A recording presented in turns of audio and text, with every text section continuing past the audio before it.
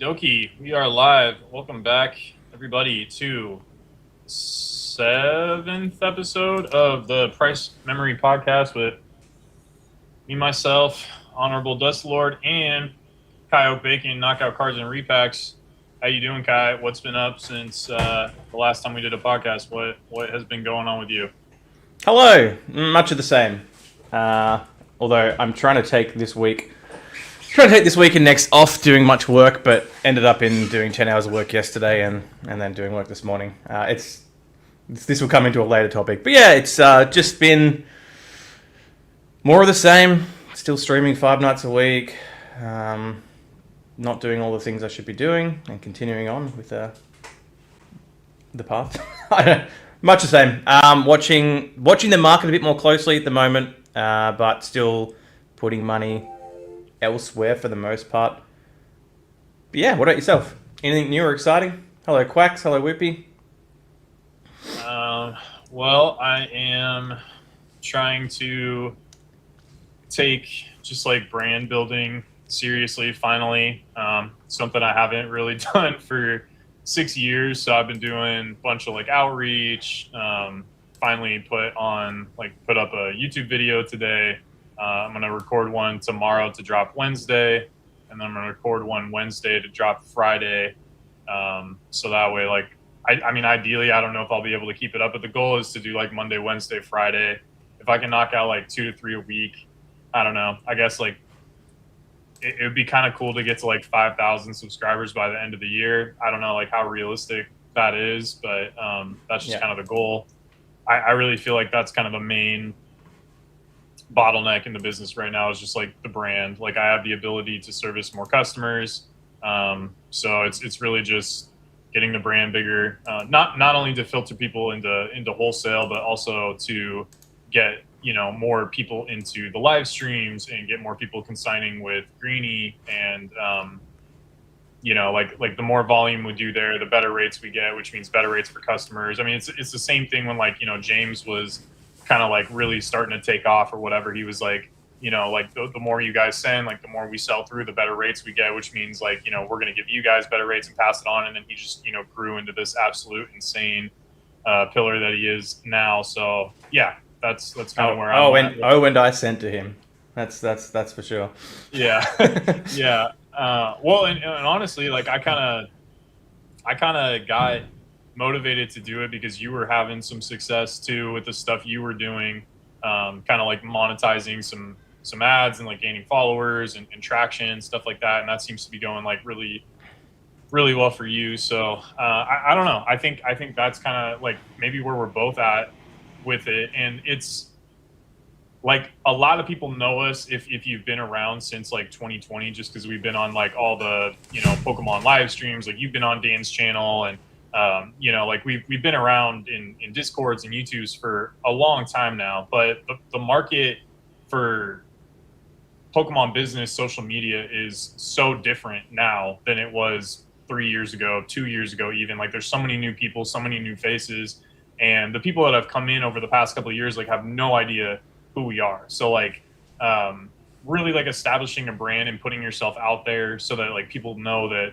like you're trusted, you've been here for a while, provides more opportunity. And yeah, I really think it's important. I just like, it's never been something I've taken seriously or really cared about. And to be honest, like I don't really enjoy it. You know what I mean? Like it does take like some motivation for me to do it. I enjoy like getting on here and like having conversations with you and doing like the long form podcast live sort of stuff. But like making the 10 to 15 minute videos and coming up with a topic to talk about multiple times a week, like that stuff is kind of soul killing. I'm not gonna lie, but I know it's plus EV. So anyway, Yeah, it's hard because there's like no direct, immediate, real reward for it. And when you're so busy, it's like, do I have an hour or two to do this?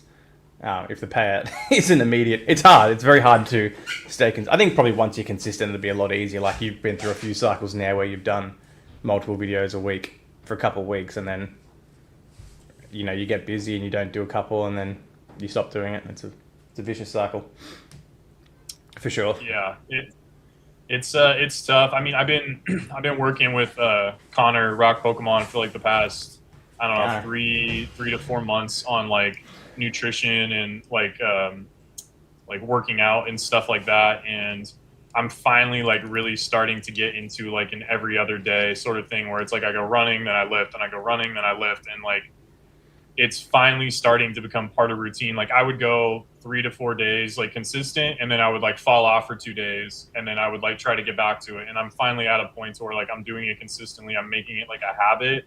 So I really feel like it's the same way with content. Like once you make it a habit, and it takes a while to do that, right? Like it's probably going to take a month of really being consistent with it to like make it into a habit. But Yeah. and I think there's like cool stuff we can do. Like we were talking before the pod, like we both are going to go to Japan in October. And like I think that there's a lot of like cool stuff we could do in Japan, make some content in Japan, and make stuff that people want to see and stuff that like we would enjoy making, and maybe like be goofy or whatever, show some food we're eating and like having fun. It doesn't have to be crunchy Pokemon investing market business talk all the time. It can't just be like having fun, living life, and kind of like the lifestyle, I guess, that the hobby provides you. But really quick, like you said, you've been like following the market more closely. Like, is there anything specific that you've been following? Any reason why you've been following it, or are you just kind of taking it more like serious? It's more that I think it was last pod that I said that I genuinely, like, not capping or anything like that. It's like I genuinely hadn't realized that the market had started correcting to the degree it has. Like, it genuinely was not on my radar. I haven't been watching like the down arrow market talks and stuff like that. You see it everywhere, and you assume it's happening because that's what we've assumed is going to happen. But things over the last sort of 2 or 3 months have been coming down and coming down hard. Like, we're seeing 50, 60, 80% retraces on a lot of these things again. Because I've just been so focused on grinding my business like that, the overall market on these high-end 10s and sealed product and stuff like that hasn't drastically affected my business that I've even needed to pay attention to it. But for shits and giggles, last night I couldn't sleep. Thought the best thing to get to sleep was to throw on Greeny's market recap stream he does. So I watched, I sat down last night pretty late and I watched that because I haven't watched a top 10 Pokemon market video or a Greeny video or any of those kind of generalized market overviews, which I think are really helpful if you're directly working in that space. But I chucked it on and I was just watching him scroll through his auctions, and like it's very apparent that a lot of stuff is selling. Like, you're seeing PSA 10s of like first PSA 10s of first partners sell for $60 when you have never had the ability to grade first partner to below 80. So things are selling below grading cost in 10. I saw there was like Jungle Pikachus and Jungle Eevees in PSA 10 first edition got back up to $800 to $1,000 again. I think they went over $1,000 again. Like, but they're back down at $200. Like, they have corrected again 80% from the recent all-time highs again. I'd buy the dip on that, on the Pikachu especially. That seems pretty cheap. So I didn't see a Pikachu. I saw an Eevee auction for like 210 in a 10, but I know the Eevee was back to 800 to 1,000. So, and whether the real sales not, I don't know. Like, I don't focus that hard on it, but the general market trend is a lot of stuff is down. Again, not really affecting my business. If cost of goods goes, if my realized prices are lower, it's generally my my cost of goods is lower as well. So, when you're churning that sort of stuff, it doesn't really seem to matter. But yeah, like you're seeing modern product again at MSRP. Really, you're seeing a lot of big slabs like cut in half from their highs, and you can easily say that like the highs were ridiculous. Like, I don't think there should be. It's all stupid, like as going back to last week. So it is, again, we're seeing is what we expected, but I really just wanted to sort of sit down and watch and look and just kind of get a feel. I was like, oh, what is there anything here that I might want to start making a play on? Like, I haven't been looking at these modern 10s, so you're seeing like the Phantasmal Flames Charizard, the SIR. I think in CGC 10 is under $1,000 now. Like, it's pretty close to approaching like. Yeah, I think. Yeah, Mint raw price. actually auctioned one of those off recently, and I can't remember what it ended at, but I think I want to say, but it was a gem 10, it wasn't a pristine, but I want to say it ended right around $1,000, which, like, for people that don't have perspective, $1,000 for a CGC regular Gem 10. Like, dude, chase cards used to be like $170 to $200. So like $1,000 for a Gem 10 Yeah. still seems like, yo, that's crazy. You know what I mean? But like, we're in a different market now. But anyways, As you said, like Bubble Mutan was like a couple $100. Those sorts of things. Like it shift back 2 years ago. Like if you had $1,000 chase card in CGC Gem 10 at $1,000, you'd be laughing. Like so, it all still does feel high, but it's obviously corrected like a lot. Like Whippy said, have you felt like liquidity come down? I assume with you, like with wholesale and stuff, you haven't seen a massive. Have you seen much of the wholesale slowing down, or the doing like the sourcing of bulk cards? I assume none of that has really slowed down significantly. no, I will say like people, and like rightfully so, like Storm Emeralda was like a really strong release. Like we sold a lot on release, but like the boxes were so expensive at release that people weren't buying like 100 box clips at a time. You know what I mean? Now that it's like come down significantly, every time it like drops a little bit, like more people kind of like buy the dip. Funneling.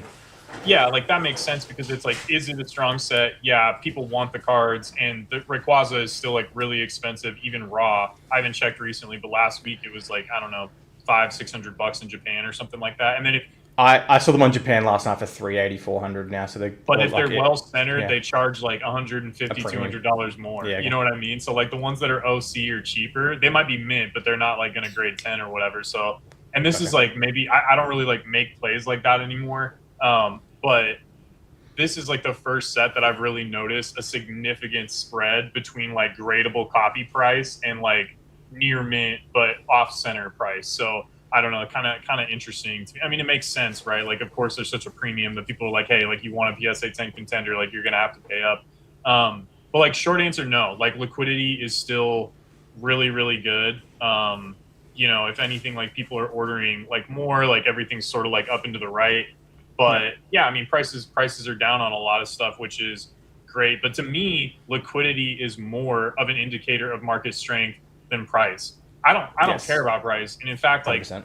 you know, I kind of wish like certain prices on stuff were lower because it's more accessible to people. And like, if you are the end consumer, okay, well, two things. One, if you're the business, when prices are lower and less volatile, you don't feel like you're going to get rug pulled and you don't have to worry about it. Like if Storm Emeralda came out and it was like $70 or something, people would be like, "Oh yeah, I'll buy like a ton of that," because they wouldn't worry about it, right? It's like it's $70. Like, what's the worst case scenario? It goes to 65.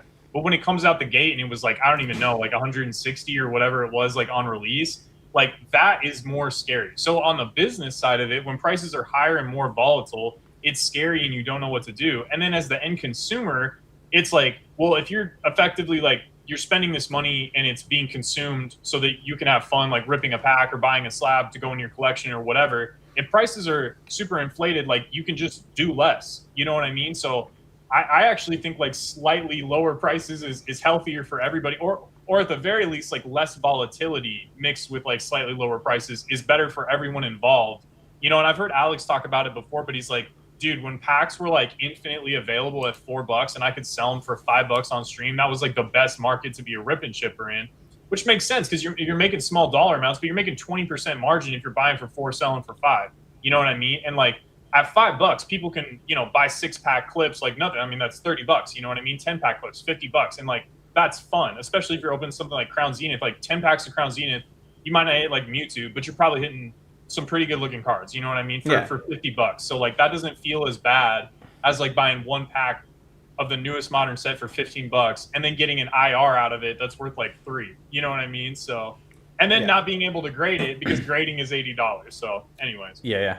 So like I've noticed it slightly on my regular eBay core store.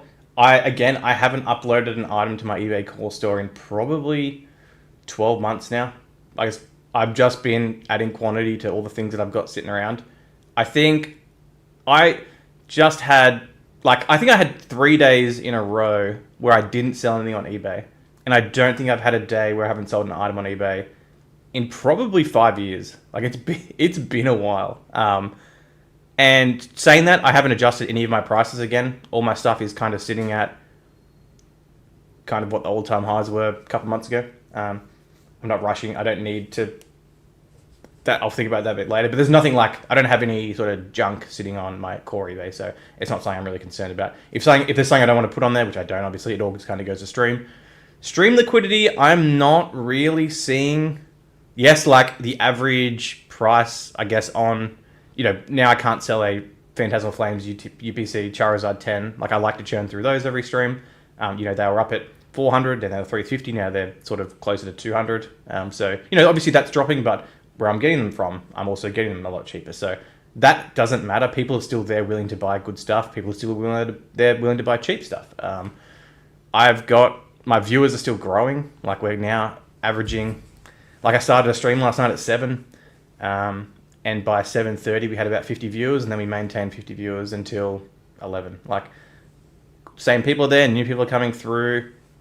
It's that side of it doesn't really slow down really at all. We're doing slightly less sort of GMV per stream than we were maybe 3-4 months ago, but again, it's nothing that is ringing any alarm bells on my end. Are you selling the same amount of items? So it's just because like item price is slightly down, right? So like that's the reason for the GMV reduction. Yeah, that makes sense. So somewhat, but then we're also streaming extra days now. So like overall GMV is, like, for the company, is up, but on a per item basis, when we're only getting through 150-ish items on average, depending how many people buy packs to rip, or I do repacks and stuff on live. Demand for, I feel, just like personally in our business, nothing's changed, but demand for the sort of mystery item repack type thing is slightly down. Again, not an issue. It's not anything we rely on. It's more that just as a fun thing, at like it's slightly positive EV. It's just a way to make extra GMV basically with outside of the stuff we're auctioning. But yeah, it's all generally good. Nothing's really concerning me right now. The main issue is I feel there is so much to buy, and trying to pick what's going to be the best thing to buy to keep running this business for the next 5-10 years. I have so much bulk and so much stuff because of putting stuff away in times like this. So I think that's kind of where we're sitting at the moment. But nothing super concerning. But it was good. It was good for me to sit down and watch that and kind of see how much the market's pulled back to know that there might be other opportunities in other spaces that I'm not looking at. I have noticed that sourcing Japanese singles, a month or two ago, I was seeing like Rayquaza VMAXs and Mew VMAXs and Pikachu VMAXs. They went up from $4 up to $20. You couldn't source them minty cheap, and they've pulled back now, back to like $8 to $10. So obviously, I see like the cycles in Japan as well on singles and slabs and stuff like that. You can buy some Japanese PSA 10 slabs for like $40-$50 in 10. I just had like a buyer come in, and I must have bought 30 of the Galarian Moltres PSA 10s, and they were like $42 each or something. Like, people, that's a good card. Well, so, yeah, and that one's always kind of expensive. Like, that's always expensive raw, and it's not super. I mean, it's not super easy to find like infinite copies of that will PSA 10. So definitely seeing people panic and try to dump and sell stuff and like sell good, nice stuff, and yeah, it's just kind of watching all that. It's interesting to see. Are you more focused on buying stuff that you think is going to be good stream inventory, or are you trying to play it more like, I want to buy stuff that is like stupid undervalued that I'm going to sit on because like I feel like I could see a 3 to 5x if the market rebounds kind of thing? Like, what are you more? Both. I'm trying to healthily split between both. Like, for example, I think I bought another 500 first partner 3s because they got down to like 25 a box with the pack. So you get Chaos Rising and Pitch Black, arguably the 2 out of the 3 best from the last 3. Even though they're all kind of weak, they're probably the 2 best. I could see them not, that's valuing those packs at like $2 or $3 or something. It's really low, like it's really cheap. So, that's not concerned. I don't think in 2 or 3 years, if I need to sell Chaos and Pitch Black packs, I'm going to struggle to sell them. Like, they're going to be available on streaming right away. They might be slow sellers. Packs are selling pretty slow at the moment for me. So, it's trying to be a mix between, obviously I have to keep buying stuff for stream. That's a non-stop thing. I have to keep buying good stuff for stream, whether that's buying already graded, buying cheap raws to grade, things like that. Or putting stuff away. Because I think, in a couple of years, I think first partners will be good stream inventory. they're actually not great stream inventory right now. They actually go quite bad because I think people have fatigue from them already. You know, it's only a small set. Most people already have what they want. There's few people buying like the average consumer aren't really buying duplicates of that sort of stuff graded or raw at the current time. You know, people like us might be buying multiples, but the average person in the stream isn't. They're looking for that sort of stuff. So it is cheap. I don't think it'll be cheap forever. I think it came out so early in the 30th cycle that everyone, that's the one item that has kind of come out for the 30th, and everyone's kind of gorged into it. They've had their fill, and you know, I think once the new stuff starts coming out and people get sick of that new stuff, and then eventually once 30 is finished, like then you got to come back and pick what you want for speculation or investment or collecting multiples, or if a new cohort of people comes through, they'll go, what have I missed? Oh, cool, these are cheap. We'll start from the beginning of the 30th and continue on. So yeah, well, I just remember when the it was the Obsidian Flames ETB was where you got the Charmander, and then the Bulbasaur and Squirtle came out of it's Stellar Crown in English, right? So Stellar Crown, I think. Yeah. I remember those cards were like super expensive as ARs in Japan, and then they like were kind of cheap in English as like the set cards, and then like Obsidian Flames, like no one wanted it like when it first came out. But over time, people realized like, oh, these are really good arts of the starters, and then all that stuff went crazy, and those cards got like stupid expensive, and then that pulled the price of Stellar Crown, like the booster boxes up, and then it also pulled the price of like the PC ETBs because the Charmander inside like the PC ETB with a stamp got really crazy and stuff. So I agree with you that like it's gonna take time, but then people are eventually gonna come back to it and think like, oh, whoa, like these are popular Pokemon, these are good arts of popular Pokemon.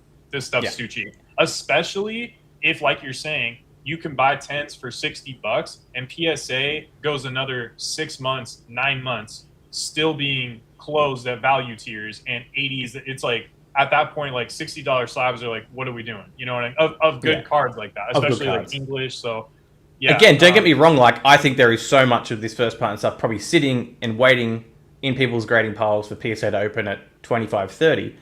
But like at the moment you're buying the packs for, if you take out the pack price, you're buying the packs for like $17. You're paying like $6 a promo. You're telling me like eventually you're going to be able to grade that a $6 card for 30, and it's probably at that time still going to be 60, 70, 80, $90 or something. So I think even down the line you're looking at that normal 20, 30, 40, 50% margin of when you're churning gradable plays and stuff like that. Like that's kind of, I feel like that's kind of worst case scenario. Of like 2 years from now. Yeah. Chaos Rising and Pitch Black and MSRP means it can't go any lower. Definitely not. Definitely not true. It could definitely go lower. I think MSRP for packs is what, $4.50, $4.50 US. Is Chaos Rising really that cheap in Pitch Black? Let me look on TCG Player. I don't know what booster boxes are, but as I said, if you buy First Partner 3, it's currently $25 to $30 a box. Yeah. And you sell the promo pack for 20 to 25. Like you're getting those packs for $3 a pack or something. So they're not directly available at MSRP, but if you put the work in and sell the other thing, like you're getting them pretty cheap. Yeah. That makes sense. Last thing I wanted to say too so it looks like they're like $6 on for Chaos Rising. You can probably find them on eBay. But yeah, like $6 on TCG Player for like Chaos Rising packs. So not like technically MSRP. They're about a 25% drop away, but you know, still cheap. It's funny, man. Like I posted that video today, and like people were like, I mean, there always is negative comments, but people are saying like all this negative stuff, and it's funny because like in the video, I'm like, I think it's gonna get cheaper. Like I think that like product is gonna come down at some point. And people are like, oh, like scalper and all this stuff or whatever, and it's like, there's literally stuff available for cheap. Like, I don't know why people are freaking out. But last thing I'll say on liquidity. So we're very, very close to a metric, like a sales metric that eBay told me to basically hit to kind of like get to the next level. And so I have been figuring out like ways to sort of like increase GMV without doing like a ton more work. So I went through all of my Chinese booster box listings over the weekend and lowered them all to like, in some cases, like I'm beating low list buy it now. But in most cases I'm like matching low list buy it now. Normally I'm like $1 or $2 over just cause like, I have the feedback, the algorithm is like juice behind it, all that sort of Yep. stuff. But like I matched everybody, and like I'm dropping these boxes like $1 or $2, like nothing crazy, right? Like it's not like a 30% decrease or anything like that. It's like $1 or $2 per box. And we sold like a couple hundred boxes over the weekend. You know what I mean? So like even like a slight decrease in price and liquidity spikes. So like that to me, and again, like small bit of anecdotal evidence, but like that to me signals strength in the market. It's like even if price comes down like slightly, like there's buyers there. And again, like this is through eBay, not through wholesale. So like these are end consumers, and like $1 cheaper is the difference between someone buying like 5 or 6 boxes to open or something. So like that to me kind of signals market strength. You know, Yeah, so I feel the same thing. Like I had my stained glass birds at like $7.79 this Australian, and I hadn't sold any for maybe like 2 or 3 weeks, and I just dropped it to $7.49 for the weekend, and I think I sold 3. I was like, okay, cool. I put it back up again, but yeah, I rarely sell through Instagram at all. I just don't like having to deal with people like that. It's just gets tiring at times. And I put up a bunch of nicer like higher end stuff, kind of not super competitive with the market. Like I put up a bunch of cases and high end slabs and promo lots and stuff like that, and I didn't have a single inquiry at all. So like I was kind of testing the waters if people were interested. I'm definitely seeing less liquidity on like the higher end, but again, like that was me just sort of testing the waters. Everything in that $1 to $100 range, $1 to $300 range, I'm seeing zero issues with selling around market. But yeah. Is there anything else like you're kind of seeing maybe in other parts of the market? Anything that's like really sticking out to you is like a screaming buy right now? I know you've been buying more video games. I look, King Mart's back and listed those, but yeah, nice. Yeah. Oh, hopefully they start selling. Yeah, like I think there is plenty of opportunity in Pokemon, but I think I'm also just buying stuff elsewhere. Like I still am buying some video games. I know it's not good business, but it's stuff that I've been looking for 2 years, and it's just surfaced for the first time. It is top pop, sometimes pop 1 or pop 2 of things I just genuinely want, and I just felt like throwing money at that more than First Partner at the moment. Riftbound, I've seen a big pullback, a big healthy pullback as expected. Actually, a reel popped up today. I think I was talking about the GG Easy Teemo, where it went from like $300 raw up to like 10k in a 10, and that's pulled back 50%, like, which makes sense. So you are seeing drawbacks in other markets, which is very normal for how much big of a spike they had. All those I was selling those Chinese Arcane promos. I've only got a couple SKUs left. They've stopped selling completely. I haven't dropped my price back, but so that sort of good seeing tops and bottom. Like I saw the bottom, I saw the top of that market cycle, and that happened very quickly. That's the funny thing. Like that was like a 1 month cycle where it went from maybe like 6 week cycle where it went from all time bottoms to all time highs, and has come and pulled back again. And that's what I was expecting for this last Pokemon cycle. Yes, smaller games, there's less volume, there's less liquidity, it's easier to hit those highs and lows really fast. Obviously, we hit like an almost 2 year Pokemon up cycle, like in demand and in liquidity and stuff like that, which it's the longest one I think Pokemon's probably ever seen. Does the next cycle last longer? Is it shorter? Like opposed to like that Japanese waifu boom we had in 23, where it was like another 6 week to 2 month cycle where everything spiked hard, dropped off just as fast. I have never felt like I've had so little money before with all the things that I want to buy. So I am just working as hard as I can, streaming and selling to bring in liquidity to put other places, whether that's reinvesting in stream inventory or buying investments for the business or putting stuff away, or buying stuff I just genuinely want, like the games, some stuff like that. I did pre-order the T1 Riftbound set, the Korean set. I got 5 of those. I pre-ordered them. I'm already down in them, but I don't really mind.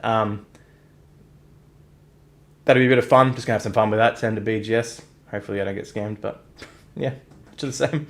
Yeah, I think I don't know. I mean, maybe this is like copium or just kind of hope that Ripbound succeeds. But I feel like One Piece kind of did the same exact thing where like it popped off crazy and then like drew Yeah. back crazy and was like dead for a while and then like slowly started gaining momentum again. I feel like Ripbound's kind of going through that um, same sort of like situation right now. I really feel like if they like finish out the rest of the year strong, um, I think I'll have like a lot more conviction. Like I look at stuff like Lorcana, and as much as I want it to succeed, I see like so they came out with Fable, they did this like new rarity thing, and the boxes were like super successful. Mickey and Minnie were selling for like 5 figures in PSA 10, and then they turn around and are like, hey, we're gonna do like collectors boosters now, and completely tank the value of like anything. It's like every single time they take like one step forward, they take like 10 steps back. But I don't feel like Riftbound is doing that. I think that Riftbound is like executing well. It's just like a new market and these are growing things. And like should Timo GG Easy promo be that expensive? Like probably not at this point. You know what I mean? So Yeah. I think again, like if they can finish out the rest of the year, like the competitive scene stays strong. You're seeing these prize cards sell for 6 figures raw, all that sort of stuff.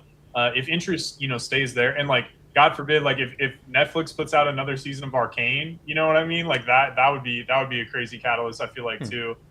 Which they are. Yeah. But yeah, I think it'll continue to do well. So like I think I'm probably break even on all the cases I bought at this point because I didn't get in as early as you and I didn't get like the first wave or whatever. But I do think it'll do. I think it'll do well if it's strong through the end of the year. So And the it'll other, be and the other, interesting yeah, to and the other see thing we where it always talk goes. about is like building a base, building a foundational base around um, an IP or a game, something like that. So this cycle, what we saw was like, because I tried to learn as much as I could, as quick as I could, we saw another dozen, 2 dozen, 3 dozen YouTube channels pop up. Whether that was like an offshoot of, how what's his name, Perky Profit, he's got like a One Piece channel that's separate.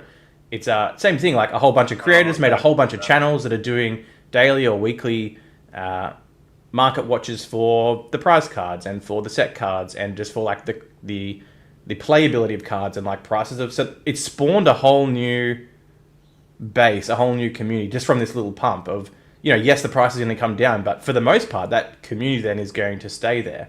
It might shrink because people aren't as excited because prices aren't going up, but it starts building.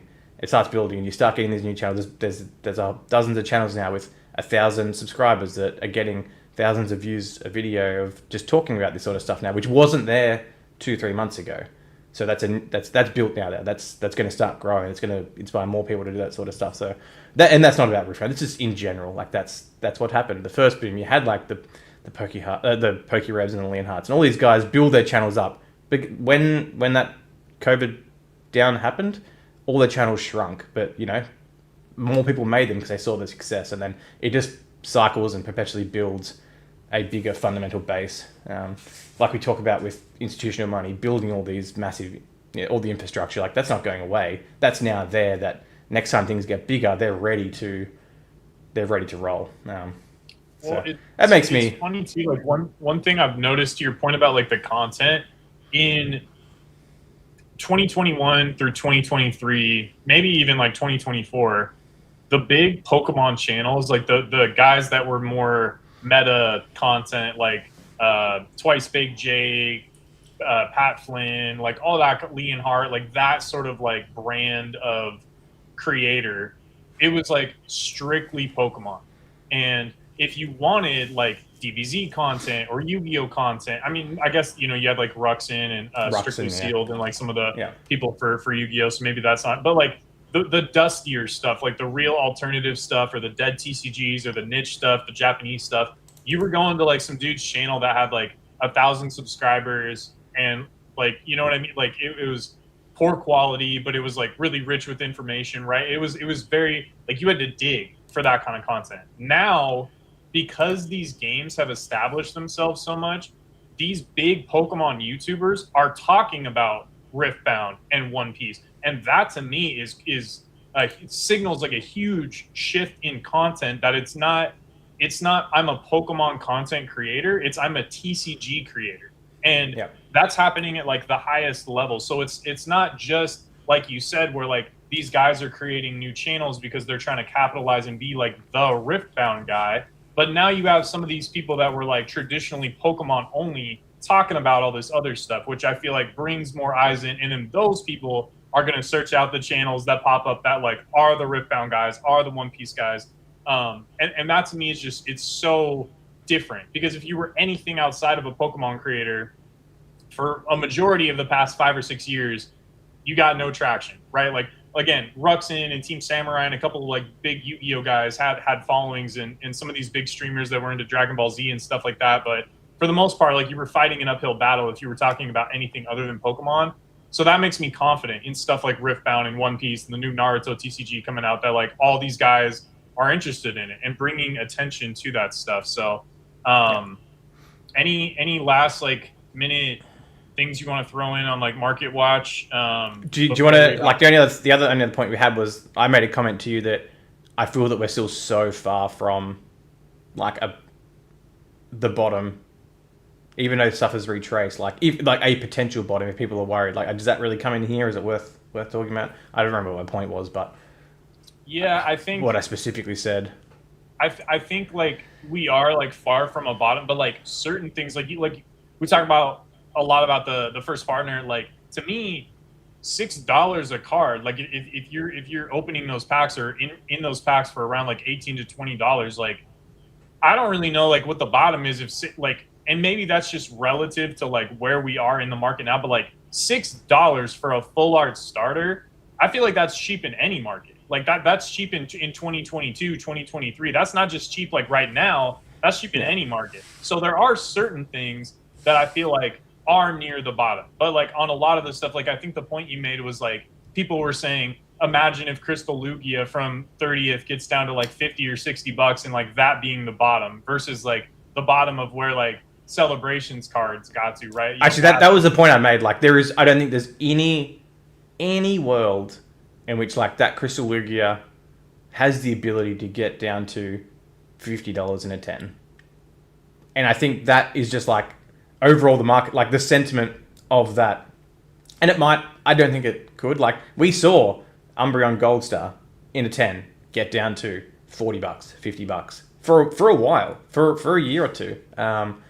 We saw like the Blastoise and the Venusaur. What were they? They were like $35 in a 10. Like they were cheap. I do not think you see the Crystal Lugia or the Gengar or the big Pikachus or the Mews, like anything from 30, at least in the next 2 to 3 years. Like I just do not see that happening again. I could be wrong, and I hope I am wrong. Like that would be amazing to have that opportunity to pick up that sort of stuff at that price. Because I see the demand for Celebrations is still here now. There was good demand when it was cheap. There was good demand. It's just that's the last thing. Like there's this, and I think that the first partner example is relative, just based on what I said before. Like it has been flooded out. It's the first thing for 30th. People have had their fix, and they're waiting for the next thing, and the interest has shifted. So they have to be close to the bottom at the prices they are. I just don't see, because even if they get released cheaper, like. Can people, and I know a lot, like, I remember people talking about, like, oh, we've got too much product. People have to sell stuff to keep the lights on and pay the bills and stuff like that. If a card shop has to sell and lose money to sell, like, they will. That's the way that, like, because what are these boxes of distribution? $9, $10? Like, and they're on the market for 25. They're cheap. They're cheap. So how like what price can they realistically get to before like these institutions and these people with money just hold the floor? Like I feel it's got to be close. It would surprise me if it. The thing is, like, even it was probably a month ago, maybe 2 months ago, I said, if you see these first partner boxes come down to $20, $30, like that is the biggest and loudest buy ever, and we're there. Like we got there fast, and it's crazy now to think about it. Is there more room to like run down? I think part of the reason they're so cheap is because the people that have these in mass are the same people that have like Chaos Rising and Pitch Black and Perfect Order and all this other stuff amassed. If the people that had first partners owned like Mid-Era and WotC Grails and production art and stuff like that, you wouldn't see these at $20-$30. These people are dumping them because like everything that they've been sitting on, everything that they've been botting, however they're getting this stuff, is correcting. Yeah, so they're like, oh my god, like the world is burning around me. Like I have to get out of this stuff immediately. And what's funny is like I kind of see it like you have so much inertia, I guess, and the ramp got too steep, and the ramp is like pricing, and what people do, like rather than like slowly like lowering the angle of the ramp so that you can still kind of make it up the ramp and like start at $20, get to 22, get to 25, get to 30.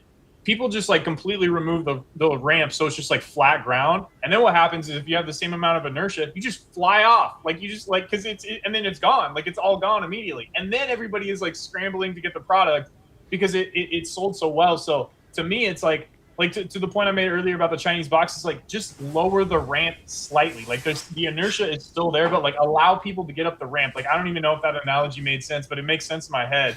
But I think what's happening is like people are completely removing the ramp, and then like demand is just gonna like fly away with all this stuff. And at some point, like maybe it's not in a month, maybe it's not in 3 months, could be 6 months, could be a year. But at some point, people are gonna be like, I'm an idiot for selling that stuff for too cheap because I was scared in the moment. You know what I mean? So I think that is a large part of it. It's cheap. People are dumping as quick as they can, trying to like open this stuff, grade it, all that sort of stuff. There's the most quantity of it on the market right now, and everything is around it is kind of correcting. So I think people are just scared. I really do. I should probably be buying more of it. I should like when I bought the Series 1, I just bought it because I was like, it's a cool product. I want to sit on it and see what it does in the long term. I should have opened them all. Like I'm an idiot. I should have just like, opened them all. We'll see how it performs over time. But yeah, I think there's a lot of product. Like one thing that I did buy, I don't know, 5 months ago or something like that, is the 2026 Pokemon Day, like with the Pikachu, the Cosmos, because I was like, it's Cosmos Pikachu, it's got a Pokemon Day stamp. They're probably not going to reprint this SKU, and it was cheap, and I passed on it, and then it like gapped up, and I was like, I feel like an idiot. Like, why did I not buy this? And then it retraced, and I was like, you told yourself like you wanted this, so I forced myself to buy it, and I'm happy I did. I don't know where prices are at on that stuff now, but I bought a bunch of cases of that because I'm like, that is the kind of product I feel will do well in the long term. Like I could see 2028, some YouTuber is making a video and they're just like, 5 really cool exclusive Pikachus with stamps, and it's like 2020. You know what I mean? Like I don't know. So there is so much stuff out there that it is tough to like pinpoint what specifically is the best buy. But on certain things, like you said, where these cards are like $6, it's like maybe that's not the absolute floor. But like, how is the floor going to fall out on a $6 card? Yeah. Like that's just insane. You know what I mean? Like that just seems insane. So on PWCC Fanatics this week, I won 160 things. 156 of those items were first partner CGC 10s. It's like I am the floor at the moment on those, and they're going cheap.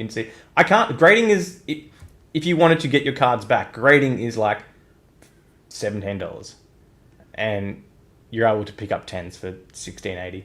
Like it's stupid. Makes no sense.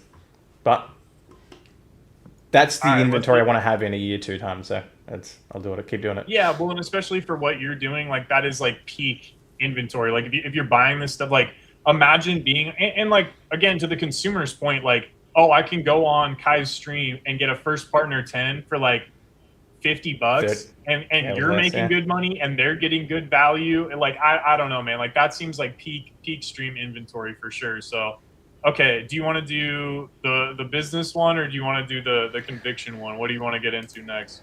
I don't mind. It's up to you. Conviction probably leads into conviction more.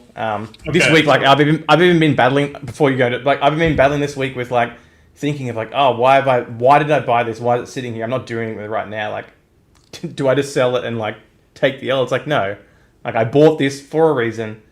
Don't panic in the moment. and then just kind of move on and just do something else and forget about it. So, okay, so I was thinking about this earlier because I was beating myself up earlier this week. So, man, so I told myself what I was gonna do, what I was gonna speculate on, what my strategy was gonna be, and a very rare promo card from a certain set popped up, and I sent it to you, and it was the best card in the set in very high grade for 6K. And as soon as I saw it pop up, I was like, oh my God, like this is like literally like once in a lifetime. Like I've never seen this card in this grade. Like this is insane. And for whatever reason, like I hesitated. I didn't buy it. I was just like, and to the point or to the title of this like topic, the reason why is because I talked myself out of it because of I was unsure whether like I had conviction or if I was being emotional because it was something that I liked. So here's what happened. I hesitated on that 6K promo, and this promo is the top of this specific promo set in a high grade, best art, and has been like one of my personal grails for 6 years. Passed on it. The card, I don't know what happened. It sold. The seller took it down. Whatever. Fast forward a week later, a lower tier art from that exact same set does 31 grand.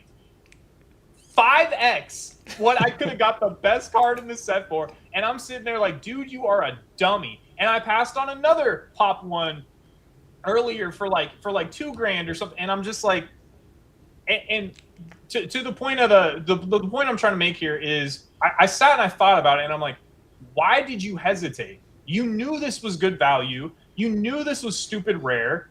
You knew this isn't going to come up in this grade ever again. Probably it's going to disappear into some Chinese auction house owner like collection, and you're never going to see it again. Why did you hesitate? And the only thing I could come up with was I didn't know whether I had strong conviction because I thought my analysis on the speculation on the investment was sound, or if I was being clouded by the fact that I genuinely like this stuff and I was leaning too much into emotion. So again, hindsight's 2020. I could have bought that card for 6K, and the auction could have gone for like 2,200 or something like that. But for it to be available at 6K and then a lesser card go for 31, I was just like, dude, you're a ding. And like, again, the stuff that I do have in like, you know, my collection, investment, whatever you want to call it, is like up significantly off that sale. So like, I'm happy about it, but I'm sad because like the cat's out of the bag now, and I'm not going to be able to get as many deals, especially when like something sets that kind of a price. Sellers are not going to like be selling stuff for like rock bottom prices or trying to dump stuff or cutting the price on this stuff week after week if it doesn't sell, because they're like, okay, well this sold for this, so like clearly there's demand here, right? So what do you think about that? Like what like Well, it's funny because I did the exact opposite. Like, I know you already had a laugh at me. I bought these. I have been, you know, I've got a bunch of Nintendo 64 games that to me are nostalgic. I've got like a pool of like 15 games, and I've always said, all right, if these games become available and they make sense to buy as a collection, as a speculation, I'm just going to buy them because they just don't pop up. And this week, you know, they were not on my radar. You know, if I ever see them, I'll consider it. They're the lower tier games like a Bomberman, a Destruction Derby, and then Micro Machines. 3 games that I played a lot of as a kid. I've got really fun memories of with my friends. They're actually coming over next weekend we're going to have a beer and play some Nintendo. Like, that's what we do every year. We do that once or twice, probably once a year. We'll sit down, we'll just play all our childhood games from 64 and have fun. It's like, these are not, you know, IPs that are crazy. They're not going to have big growth individually. Like, if the whole category of graded games on Nintendo 64 moves up, they're going to move up because of that. They're not going to move up on their own. But 3 of these games were the highest pop and pop 1. And one of them was like pop 2 of the second highest grade. And do I have $8,000 to... Should I be putting $8,000 into that rather than buying stream inventory or stuff in the Pokemon space? Probably not. But I said, this one seller, a reputable seller, popped up with all 4 of them. And I want them. And I said if I saw them, I'd buy them. And I just said, okay, I'll just take them. Like, I didn't negotiate. I maybe got like 10% off because I said I'll take all 4. And I just did it. I know you had a laugh saying, you know, that's you're just buying stupid games. And I know you're more joking. The Bomberman I like Bomber, especially the Super Nintendo Bomberman is gas. I don't think I ever played the N64 one, but the Super Nintendo Bomberman is fire. So I like. But you're right. The other two games are just generic racing games. They're not really racing games. They're like battle. They're both battle racing games. But I played a lot of both of them, and I still play them every year, and I still love them. And they popped up. They were a reasonable price. They popped one, reputable seller. Yes, I had a decent price to them, but I was like, no, I'm just going to buy them. Done. Like, I'll just move that money out of my head. And I had the conviction. I saw it. I wanted it. I did it. So I kind of did the opposite to you. I'm having a bit more fun at the moment, doing things that are enjoyable when I don't feel like I've got any really good avenues to deploy the spare money that I do have into things that I need. So yeah, it's been good. I had conviction in that, and I just did it. So I did the opposite to you, and then I don't regret it. Like, I didn't have the next day regret of, oh, why did I do that? It was like, cool, I've got them now. I think if I ever needed to sell them, I could get the same price. They were in the old water case. I'm gonna slight caveat. You're a collector, and I'm not. So like at some point, like I'm buying this stuff because I like it, but I want to sell it. Like, I'm speculating on it because like I think it's going to go up in the future. I'm not buying this. Well, I'm doing the same. Like, I'm going to sell this stuff. I don't want to die with things like that's like I'm considering selling my red, blue, yellow because they just 5x, 6x, 7x. Like, I want those, but I put them out there. I put them out there for sale with a price. Like, I've got everything that I have has a price, and I will sell it. But for the meantime, I do like to have that sort of stuff. Like, I don't really PC cards or anything like that. This sort of stuff I do like, and I think is good speculation. But you've got heaps of stuff in the Zion case that is obviously somewhat of your collection. If you like, why don't you sell now that you know that those rare cards have doubled or tripled or 5x? Why haven't you sold them? I think the reason it sucks too is because I have put so much work into the rare DBZ stuff. Like, even when I first got in, I made those videos explaining, like, you know, what websites to go to look at these set lists, like all this stuff about releases. I sent information to PSA, BGS, CGC. Like, I did this work because I was really passionate about this stuff. Arguably, like, at least at that time, like, more passionate and was providing more value and information than at least anybody I could find on YouTube. So I think why it hurts more is it's because, like, dude, you're the guy. Like, this is the stuff you love, and you hesitated on it because, and again, I don't know why, but I think the primary reason I hesitated was because I was like, you're getting too caught up in this because, like, you love Dragon Ball, like, you love DBZ, and even though you should probably be buying Destined Rivals ETB cases on the reprint or whatever, because, like, that's the more optimal place to stick money or whatever. But turns out it wasn't, because I could have bought that card and it would have, 5 to 10x the next week. You know what I mean? So yeah, I don't know, man. It's tough, but and now it's a situation to where I'm like, I don't even know like what the term is now, but it's like now that I've like seen this happen, now I'm like, okay, well, now I'm convicted. So then I buy stuff and then it drops. You know what I mean? Like, because it's just tough. And it's like, how do you separate, especially like when the goal is to like buy something at a good price that you feel is going to appreciate in the future, if you are emotionally attached to it, or if like you're emotionally invested in it or interested in it, how do you separate like, or not let that cloud your conviction and realize like, okay, or how do you let the two things like exist simultaneously? Like, I am passionate about this stuff. I do like this stuff, but I also think my analysis of the market here is sound. And I think that like, there's a lot of catalysts setting up to make this stuff pop off. Like, I was just on a podcast earlier, like last week, I think Thursday, and we were talking about, someone asked about like Cardos cards in the chat, and I was like, I think Cardos is going to be the next thing that like Logan talks about, because he's into Koro now all of a sudden. Someone sent me the video showing that he bought the Cardos machines, and one of the machines he bought was Dragon Ball Z. So like, part of me is like, okay, well, the next thing he's going to get into is Cardos, because he seems to be on like a niche Japanese kick right now, right? So I think that there's like a high percentage that like that happens. And if that happens, like the shit that I have is going to go insane. You know what I mean? But So like I think the catalyst is there, and I think the analysis is, and even if he doesn't talk about it, like I think that this stuff has done well and appreciated over time, and it's been kind of slept on.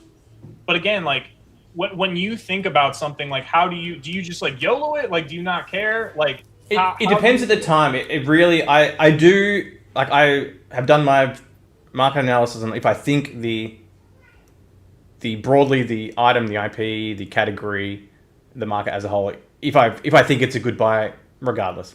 The main thing if I'm absolutely strapped, right now I've got a certain pool of money that I know I'm going to bring in over the next, weekly. We're bringing in a certain amount of week. That's kind of static now. It's kind of consistent. So I need to then decide, do I let that build up, buy something big? Do I just keep spending it week on week?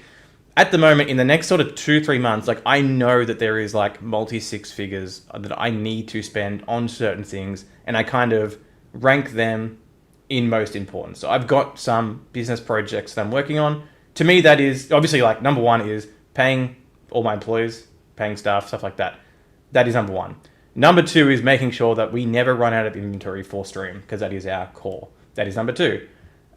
Number three is then kind of goes to, if I'm trying to build the company or build the obviously like putting money aside for taxes and stuff like that. Our tax stuff is really delayed. If you go with an account, like you've got 12 months to pay your tax, so you can kind of do that deferred. At some point, you have to kind of rank that highly. When that is due, that is number 1 or 2. So that's in the equation as well. That's like I'm also working on other business projects that I know are going to have expenses. Like this is kind of where that bottom tier now is kind of where you can I kind of change around what I'm doing. Do I want to put money towards a certain amount of money towards this business project, or do I want to put more money towards front loading a whole bunch of like inventory, like streaming inventory? Do I want to put a whole bunch of, if something pops up, and like these first partner packs, do I want to put that back? Then for the next year or two, I've got all these promos. It comes with Chaos Rising and Pitch Black. I've got packs that can sit on stream that will very slowly, passively produce revenue and income, because I can sell them for more than I paid for. That's in there. And then it's kind of like, okay, here's at the very bottom is like, here is the dumb money. I am pre-ordering Korean Riftbound T1 bundles with a chance of probably a 6-figure faker signature in there, like a handwritten signature off some dude on Instagram that I'm having to pay via wires that I've never met, that hopefully I don't get scammed. Like that's the bottom tier of, or I'm buying these games that I either want or think are good investments. Like that's kind of how I rank it. And it really just depends on like free capital and what I think is right at the time. If I think that I've got everything above that top covered, like at the moment I've got enough, I've probably got 3-4 months of streaming inventory in the backlog, at grading, raw, pack wise, everything I kind of need for the next couple of months. So that's not right at this very second, not a huge demand. Like the project costs are pretty small. So at the moment I've got a bit more of that stupid money to play with, whereas I'm putting in investments or buying things I think are good for stream, or then buying this sort of stuff. And then once I've like kind of rationalized that, I don't often hold back. I kind of just do it. For example, the next Golden Block just got released. I think it ends in maybe like 13 days. There is the Super Mario 64 and Mario Kart and a Zelda 9.8 A++s on Golden. Like they are big items that are going to draw a lot of eyes to the category. I'm not going to buy them because I think Mario is going to go for between 500k and $1 million. I think Mario Kart will probably hit. We saw one sell at the downtime about 12 months ago. It did 50k. I think that's going to be a 6-figure game this run. I think some of these Zelda games and Mario games could. I think we're going to get close to all-time highs again for these games. I think that's going to bring a lot of. I mean, there's already a lot of eyes in on that category. I think it's going to bring more. And so I've wanted a Mario Kart, and I've wanted a Mario 64, and they became available. He was non-negotiable. I had no other options, and I wanted them. I think they have good legs because of what's happening in the space. Like we just saw it with the Pokemon games. There was that $2 million. I think since the last pod, there was a $2 million sale of Pokemon Red, Pokemon Blue, Pokemon Yellow as a trio. It's off for $2 million US. And because of that, all the lower grades doubled, tripled, quadrupled, 5x overnight. Like almost overnight. As soon as that got announced, a lot of the games, they just went nuts. And I think something similar could happen to this. If it doesn't, I don't care because I want these anyway. And I don't think I'm going to be able to find them cheaper anywhere else really at any time, like in the near future.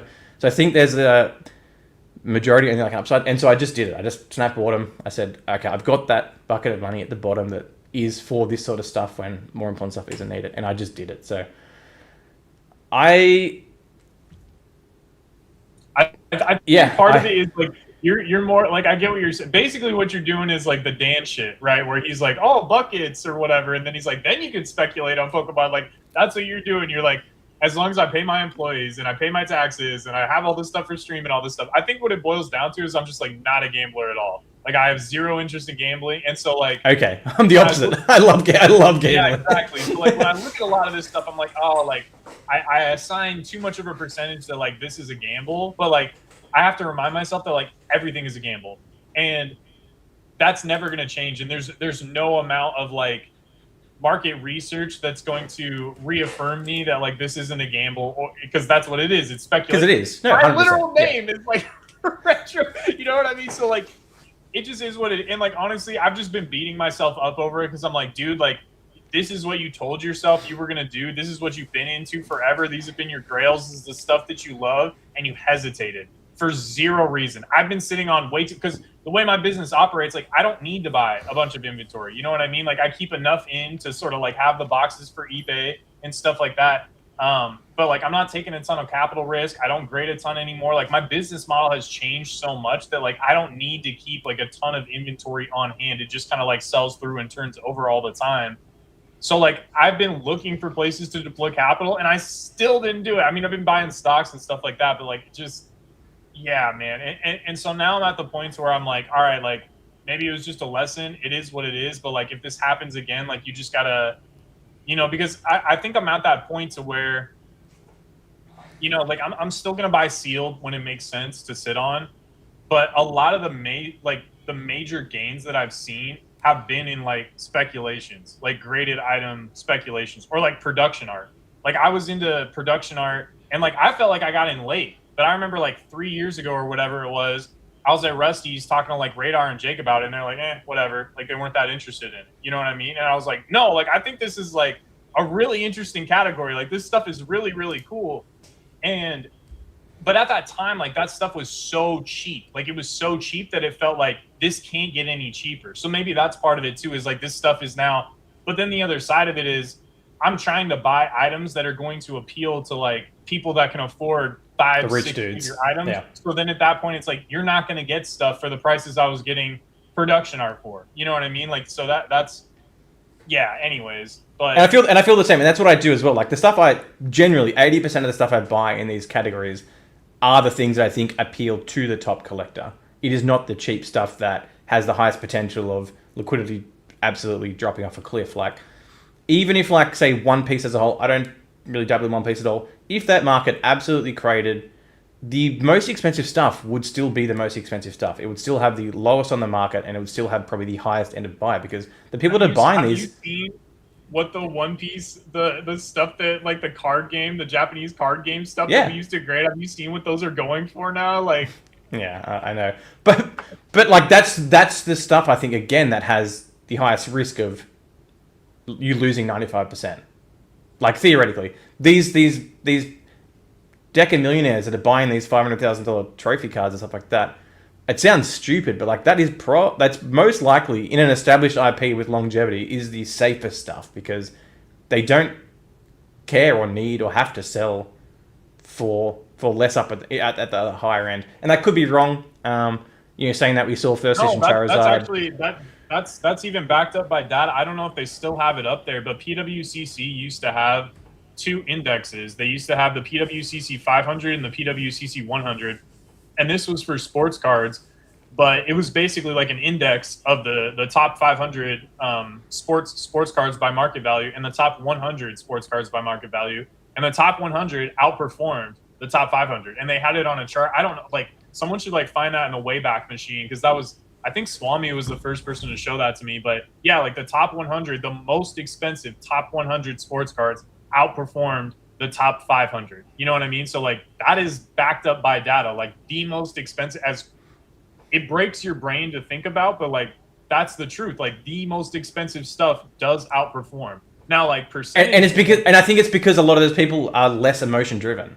I think the people up in that doing that stuff are going to panic less in the moment and and do that unless for the I think generally. Yeah. yeah, and I mean, Maybe. like you said, they don't need to sell. And if they're gonna sell, like they have to sell for a price that makes sense. And then on the other side of it, like the people buying it, they like maybe they like want attention when they're buying it, so they want to pay a high price. Like as dumb as that sounds, they're like, oh, I want to No, pay because for I want to be sure. the guy. Like even the illustrator Pikachu, the guy was like, yeah, like it sets a record price, and like yes, that brings attention and all that kind of stuff, but it's yeah. Anyways, it's all crazy. So I was just wondering, kind of like where your head was at on it, because yeah, like I said, like I'm trying to focus like more of my like investment dollars. Like again, I'm still like when sealed gets cheap, I'm still gonna like load up. You know what I mean? Like we're going to Japan in October. I'm probably gonna load up crazy on 30th singles and any other good stuff I can find. But I am trying to focus more of my investment dollars on speculations and stuff that I think could like 10x over the next like 5 to 10 years. Um, and so I don't know. Like I think I just need to train my brain to be like, hey, if this is what you have conviction on, you need to go for it and not be scared. Yeah. Okay, let's get into the next topic. I, So I almost got emotional. I almost had quickly. I almost had emotional by the other day. I was laying there watching The Last Dance. I'm rewatching that on Netflix, the Michael Jordan, the Bulls documentary. And I was like, at the end of episode 1, I pulled up eBay and I was like, how much is a Michael Jordan rookie? What are what are they worth? And I was looking at it. I didn't buy one, dummy but expensive. I could see that being Expensive. yeah. That's a great Sorry, documentary, by the way. That's oh yeah, one yeah, of the I best. think it's the third Best time I've watched documentaries. it, but it's awesome. Um, okay, yeah, you brought this up in our chat, so why don't you lead this one off? I think I said to you, I think this week, I think it was last week, and that's why I'm trying to take these next 2 weeks off. It's like I have stopped doing like the regular corporate job to do this and build a business and build a company and build a brand and work for yourself and all this sort of stuff. But and someone said to me the other day like, oh yeah, you're living the life now, like kind of working for yourself. And I was like, is it? Yes, there is so many positives, but it is so much more demanding in terms of like your headspace and mentality and how much time you put in and how much you think about it. It is significantly harder than just doing a corporate job that once you leave, you like your brain's off. You don't think about that anymore. Obviously, the reward comes with the risk and the reward comes with the effort and stuff like that. But I had to sit back and think. I was like, is this what I envisioned and is this what I wanted? And like, how long can I feasibly do this for at this scale? Like thinking about the right now. Like we've been doing this. Like I haven't stopped for like what feels like like this bull run. Like I had a bit of an off period before this, but like it's just difficult to run a good business. And it was just that comment of someone said like, oh, you're living the dream now, just like doing it all. But it's like, yeah, but I'm thinking about this stuff like 12 hours a day, 7 days a week. And when it's like everything you do, it's like it's really hard to switch off. So, but not even that, just like the business of like doing everything yourself at like the high level and dealing with people and dealing with customers. I think I had a terrible week of I was on the phone to like Australian Border Force for like a bunch of imports from FedEx, dealing with all that. Like everything is being done legit, but like they're sitting there and questioning you and saying the government's watching and then like all this stuff. And I was like, oh, I'm so sick of this. Like I didn't have to deal with any of this previously. Yes, I'd have to deal with work related stuff during work hours, but oh my god, it was so much work. And I think I just was laying in bed. I just messaged. I was like, this is hard. Like, it is not easy. It's not a fun ride. It's not like mega enjoyable, but I don't know really if I even had a point with that outside of I like, think didn't I tell you that like when you were first thinking about going full time? I was like, bro, like all the joy is gonna be gone. Like all the wonder. Like I think Thrifty calls it the whimsy. Like the whimsy goes by the wayside. Like it's not about the whimsy anymore. It's like it's about like grinding and optimization and min maxing and all that sort of stuff. Like Yeah, it's and the one thing I will say, like when it rains, it pours. Like today, like I had a similar day, right? Like we dealt with all this BS on like somebody on like wholesale or whatever. There was like an issue with that, and then somebody on eBay like got a Pal World box, and there was like the tiniest bit of like whitening in the corner of the box. And again, like I got these cases from distribution, and the dude commented, and he was like, "This box was in horrible condition." I'm like, "Hey, like send pictures, you know, like if it." I'm thinking it's damaged, and I'm like, "Hey, dude, like I'll accept the return, give you a full refund. Like, don't even worry about it." He sends the picture, and I'm like, dude, there's no damage to the box. Like, what are you talking about? And then he leaves negative feedback. So now I got to call eBay tomorrow and be like, yo, this guy's dusted. He left negative feedback. It's like, it always happens all at once. It's never like, oh, there's one stressful thing. It's like, oh, there's stressful thing on top of stressful thing on top of stressful thing. And then there's one thing that seems like it's so pertinent that it's going to like wreck your business on top of all these other fires that you're going to have to put out. So, yeah, I mean it's not easy, or like everybody would be doing it. Like I think a lot of people like living in the world, like Brian's content, for instance. Like I've gotten a lot of value. Like all the thumbnails I make, I literally ripped off of like a Brian video where he like shows you how to make a thumbnail, right? Because like I suck at that stuff. I know I suck at that stuff. So I'm like, okay, well I'm gonna go to a guy that like clearly has like proven that he knows how to grow social media, like grow YouTube, and I'm just gonna copy that because that's why he made that content. But Yeah. he blew up off of making Pokemon business content, how to start a Pokemon business. What percentage of the people do you think that watch that content are either currently running Pokemon businesses or have been growing a Pokemon business? I think that people want to live in the fantasy world of like, oh, being my own business owner, I'm a boss. But like, what percentage of people do you think are actually their own boss, or have the mental fortitude to be their own boss, or really have like not only like sustain and survive, but like grow, right? Like I remember like always hearing like, oh, it takes 2 years for the average small business to like start making a profit. And I remember thinking like, that's insane. Who would want to take like 2 years to like break even for 2 years? And like, you get blessed in cards because like, you're immediately making a profit. But Yeah. I think, yeah, I think it is harder than people think it is. And I think that it's not even so much.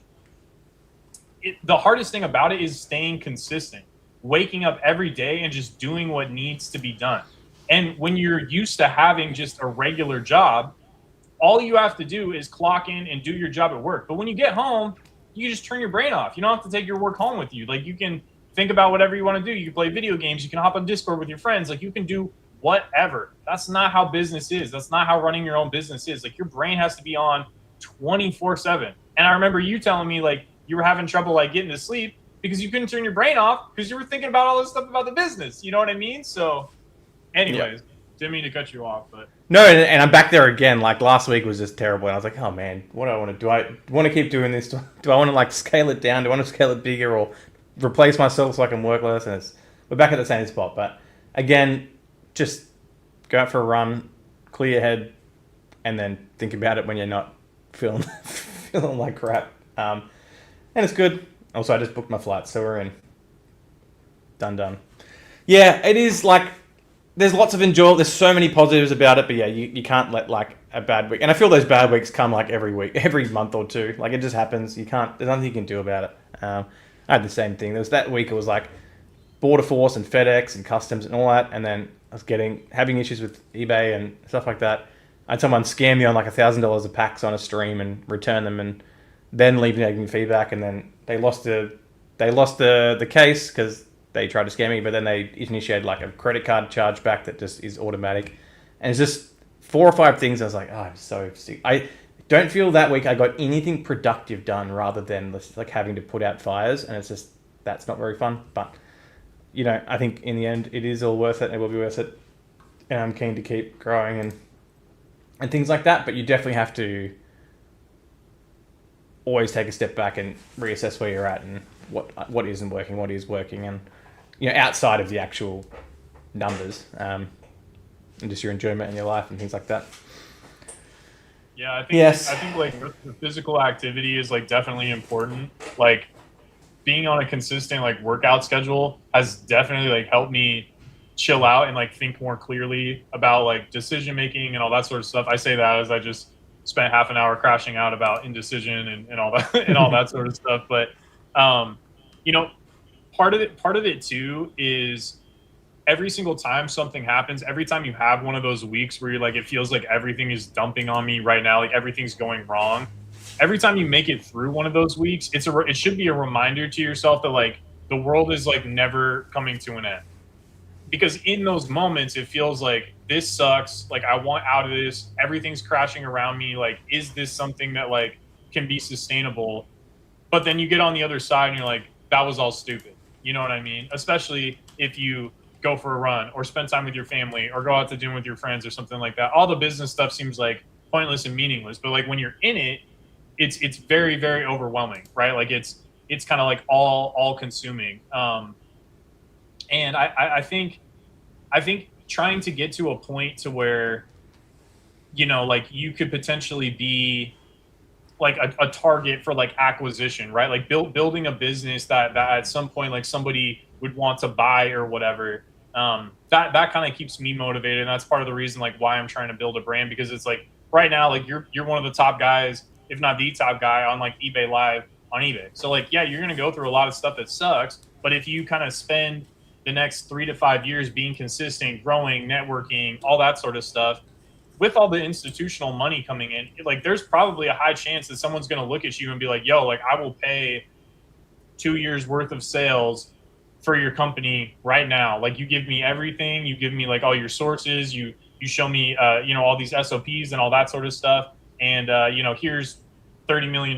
You know what I mean? I feel like those sorts of acquisitions are probably going to become more and more realistic. Like right now it's happening on the high end, right? Like people are buying out like Collecticon. The next step of that, in my opinion, is people are going to start buying out operators. Yes. And I feel like you've kind of seen that happen with like, PSA working with GameStop and GameStop or eBay buying Golden and Golden buying the PSA, like whatever that, like people are talking about like circular financing in like the AI, like I don't know if you have been following that whole thing, and like, but basically like, NVIDIA, like giving these monies to these companies so that they can turn around and buy stuff from NVIDIA, and then it inflates like NVIDIA's revenue number. It's that's what they're calling it, is like circular financing, but it's like circular financing is happening in the collectibles world. You know what I mean? Like people are doing the same thing. Like I said, like eBay's buying the PSA vault, and then so I feel like the next step down is people are going to start purchasing operators, and I don't know, like that payoff is going to be pretty juicy, I feel like, for the people that have stuck it out. So because it makes sense, because like if the person who owns Collecticon can see that every single vendor in that venue is profiting, like why would they not want to own that and have a piece of that pie? Like if they've got why instead of just having the building, why not own the whole ecosystem inside the building? Because it's just the general consumer coming through, so it makes sense. And Radar's saying it's already happening. Radar's always 6 months ahead. He knows what's going on. He's in Logan Paul's DMs. No, it is. I see it happening. Like this is something that is true, and I always think about. And it's like, how do you, in this space, how do you build something that is like your brand? You're the reason why it has value. Like, how do you build something like that to sell? I think it is a good question, and it's something that I think about as well. Like, I don't see like what I am doing as is being like a sellable asset, a sellable company. But if I get to the point where I've got 3 employees who know how to source different language cards from all different places, if I've got people who know how to pre-grade, if I've got people who know how to stream, and I don't have to do any of that, you just have to manage that. Is that the point where, and it's not like, this one is, this is not called Kai Company. Like it is just a branded company that is not one person. You've got all your SOPs in place. You've got instruction manuals of how to retrain new stuff. You've got all that sort of. Is that the point where it becomes a potentially sellable company, or do you have to go beyond that? Like, if you looked at my structure right now, or you looked at your structure right now, what would you have to change in either one of those to actually build something like that to sell? Like I have no personal brand. Like for me, like my brand is like, that when you deal with me, you're going to get authentic. Like that's kind of what I built my brand off of, is like reliability. It's not me, you know what I mean? Like I'm sure some percentage of people hopefully like to listen to me scream on YouTube about how dumb people are in the Pokemon market, but that's not what the brand is built off of. Like my eBay now, it's bigger than me, right? It's Greeny and the stream team. It has nothing to do with me. No one gives a shit about me. They're just buying boxes because they know they're going to buy a box. It's not going to be searched, and it's going to be the cheapest price. That's it. You know what I mean? And like, I have good sources. I've vetted them. I've gone through the like getting scammed and finding the right people to work with, and not even just the right people to work with, but like the right people at scale, the right people that like aren't going to rug pull you when you place an order for like 1,000 boxes of Storm Emeralda on release day, and then it goes up. I mean, it came down actually, but like Terrastal went up. I remember selling Terrastal for $50 and hundreds and hundreds and hundreds and hundreds of boxes selling, and then it gapped up literally a day later to over $100 a box, and the people I work with didn't rug pull me and didn't rug pull my customers. And that wasn't me getting lucky. That was like me working with people that I could trust. And so like that's worth a lot. And even like what your brand, like you said, it's not like Kai's Collectibles. Now, they're not going to be able to buy like your ability to speculate and identify market trends and all that sort of stuff. But like your inventory and your infrastructure and all that, like that is all worth something. And I look at a lot of these guys and it's like, you can't just buy your way into having a following. And literally the only thing these vendors have is their personal brand. And it's smart that they're all doing like vendor POV videos and all this sort of stuff. But like buying cards at 80% and selling them at 95% does not make you a god. And in fact, that wasn't even a business model a year and a half ago. So really the only thing that these people have is their brands. So what I could see happening is these companies coming in and applying pressure and being like, look, you're literally worthless because we'll set up with more capital than you, buy at a higher percentage than you because we have more capital and we have a bigger name, and we'll push you out. So here's what's going to happen. You are going to come work for us. We're going to pay you a salary, and you're just going to be a face because we want to like present the idea that like we're about the little guy and we want to have craft brands. They do the same thing in food, right? Like you look at Anheuser-Busch, they own all these craft beer companies, right? Like Seattle, like Washington and Oregon, massive for like craft microbreweries. Almost all of them that have popped up over the past like 10 years have been bought out by Anheuser-Busch. But when you buy it at like your local little brewery or whatever, you're like, ooh, I'm buying something special. You're buying something that's made by the same company and is bottled at the same plants that Budweiser is bottled at.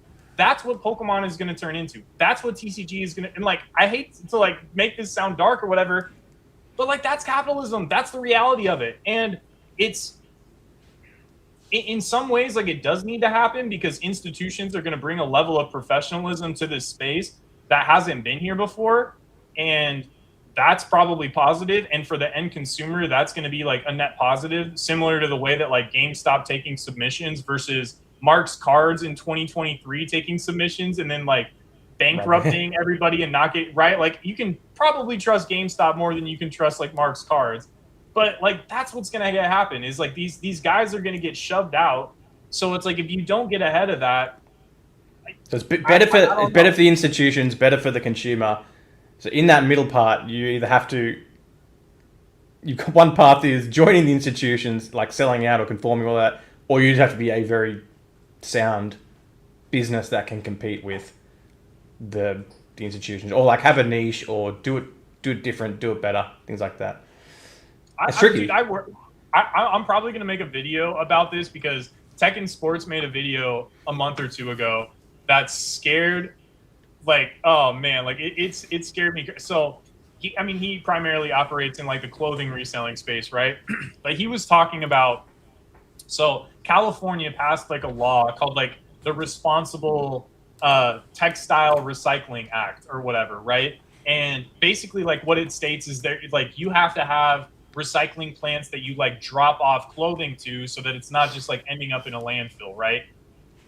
This being coupled with like these garbage companies. So eBay does this thing where they do like funding, basically like they invest in startups, they invest in businesses. And the winner for last year was, I think, this lady, and she basically created like some sort of AI algorithm or agent or whatever that could identify the textiles in each piece of clothing like instantly. Like I don't know if it like works with like a robot or a machine or whatever, but these garbage companies are buying like from her. Like eBay invested in them, and then these garbage companies are buying from her because these garbage people are going to be able to use this model to sort through garbage and find textiles that can be resold. And all these major brands, Polo, Lululemon, Ralph Lauren, like all these stuff, they're starting to issue buyback programs now to where you can literally sell your clothing back. This is literally turning into digital rips for clothing.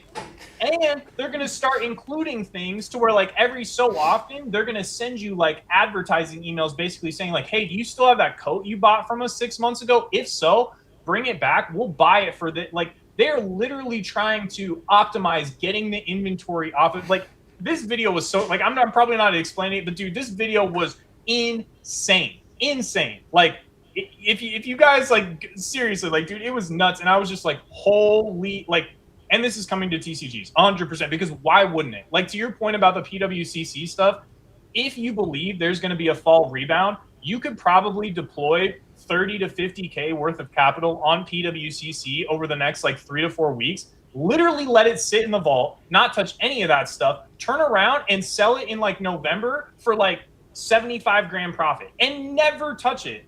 And the fact that like that kind of opportunity exists, that's not going to last forever. Like, that's I do not see that lasting forever. I think this space is going to get so highly optimized. And so, like, I'm trying to get in front of that. And that's why I brought Ray on, and that's why I brought Greeny on, because I'm trying to build my account to such a point that, like, we are insulated and we are, like, so far ahead that we have a really valuable asset here, right? And so, yeah, I don't know. Like, I didn't mean to like turn that conversation. No, and I've done the same, and I think the same way too. It's like how I want, like, we're doing good on eBay now. Like, I want to make sure that we don't drop out of here, because it's so easy to slip and then become irrelevant. And so I'm trying, and that's why it's been such a grind. It's like I am in the spot right now. Like right now, if we did nothing different forever, and we just grew what we're doing exactly right now, I think we would probably stay the biggest until, you know, GameStop open their eBay account in Australia and start live streaming slabs. Like, it would take a monumentous effort from someone else to overtake like the inventory that we're doing. Like, there is no one else in Australia right now that is able to do 150 slabs a night, 5-6 nights a week, because they don't have, like, I've got multiple relationships in multiple spaces of being able to grade fast or source fast or get these sort of things in. And like, that is the advantage that we have.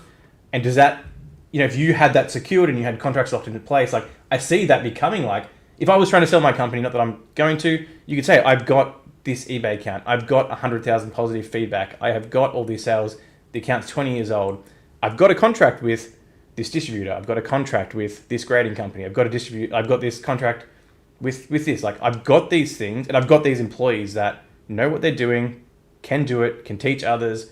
If they need to be replaced, we've got the process of, like, that. I feel is the, and it's not relying, as you said, it's not relying on me to be sitting there F5ing a page trying to find licks. Like, that's out of the equation. It's not important anymore. I always just come back to, like, and I don't watch him. I don't like Master Set Games. My understanding is all he does is he's got employees, he runs slabs, and he's not, like, nothing to do with that dude. Like, he doesn't, he's just the dude at the top that's kind of helping manage it. And I think that becomes if he wanted to sell his entire operation right now, it would be the easiest sale of his life, I think. And that's the point you have to get to be able to create something. It's not just the revenue. Like, I'm more moving towards yes, I'm trying to create profit, trying to create revenue, but how do I building something bigger on top of that as like an asset type thing, is kind of what I'm putting more of my mindset to at the moment, because the rest of it is just, we're optimized, it's just churning now. Because this just brought up another point that I had, that came to my head. Can you sell eBay accounts? Like, I think having a good eBay account is a valuable asset. If you could sell eBay accounts, which is probably against the terms and conditions, I'm sure it happens all the time, it's probably valuable. Like, someone would probably buy Probestein's eBay account for $10 million. Like, it's maybe more, maybe less, doesn't matter. Like, it is worth something as it is with no inventory. I don't want to get into like the legal, but like, if someone's buying your business and you write that into the contract, like, they're the operator. right? So like, yeah, you'd have to have a conversation with eBay because you're signing contracts with eBay as the person, not as the business. But you could have a conversation with eBay and say like, hey, like the business is going through like an ownership change. I like nothing's going to change function. Like I'm still going to hit all these metrics, all that sort of stuff. But this is the new owner of the business. So like, I need you to port this over. And like, if you're doing 7 figures of GMV, 8 figures of GMV, eBay's not going to be like, no, like you either stick around or like we're just going to let this go to zero. Like that's just not how it works. You know what I mean? Like at that level of business, people are playing ball, you know? And I think what's so scary about this, and back to your point too about like just putting out all the fires and sort of stuff, the worst kind of problems are the ones that are out of your control.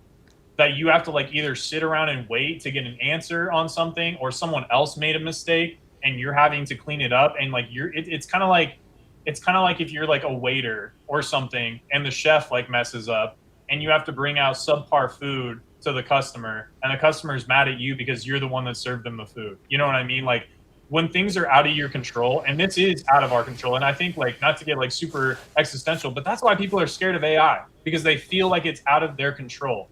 It doesn't matter how angry you are, how much you want to like protest a data center and all this stuff. Like this is not stopping. It is coming. Technology is here and it's not going to stop. So like that's scary for people, but it's the same thing with problems. It's like when you can't stop something, when you can't control something, that's the scariest stuff. But you can't just sit on your hands and like, you know, hide under your bed all day. Like that's just not, yeah, that's just not how it goes. So yeah. Anyway. Yeah, it's funny. Like the point I was going to make about can you sell an eBay account, and it only just started ticked over. Back in college, like early college, it was like 2011, 2012. I'd just gotten Facebook, things like that. I used to make, you know, like there's like, back then I think it was slightly different. You'd make like a fan page. It would just be like a joke or a meme or a community or something like that. And it would like, the whole contents of that page would be like the name. I used to make stupid names and they would pop off. Like I made an account one time that was literally the cheat code in like Vice City. It was like L1, L2, R1, L2, left, right, down, up, left, right, down, up. It's just the cheat you used to use to get all the weapons or something like that. And that was it. And I put the display picture as like GTA. And it grew to like 15,000 likes with like followers without doing anything. That was just it. At the time, that was like the meta. And then I get DMs like, oh, can I buy this page? I'll give you $500. And I was like, what? Yes. Like, thank you. And I would sell it. I'd build another one as like a stupid joke. It would get to 20 grand followers. Be like, oh, can I buy this? I'll give you $2,000. It's like, why are people buying this? But now that makes so much more sense. Like having obviously outreach and brand and stuff like that. But even that as like an asset, that is an asset to someone. And it's kind of, like building out things like that are more valuable to your company as like churning profit is where like the good businesses like separate from an operator of their own like brand, I guess. Yeah, it's funny. And again, exactly, yeah. Like Padawa loves it. Sort of thing. It makes sense. I literally was thinking the other day of taking, like, especially with where Collectibles is going, I was like, what if I took like 20 grand and started buying up like domain names for things that I think people are going to want to have?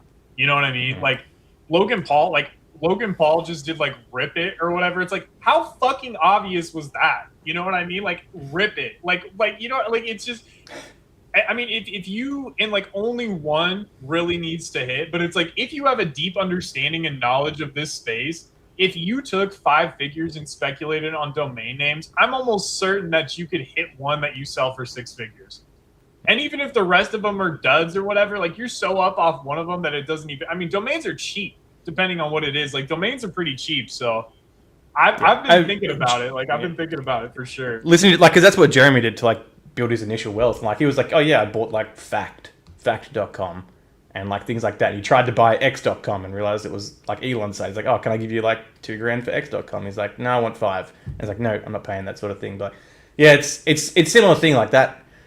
Obviously back then they were speculating that this will be like the name brand of a website is an asset to a certain person. So it all makes sense. It's just translating through different industries at different times. But now that's gambling. That is gambling. Okay, so let me ask you this though: like, if someone came right now and was like, "I will buy your company for $5 million," are you taking the $5 million and walking away?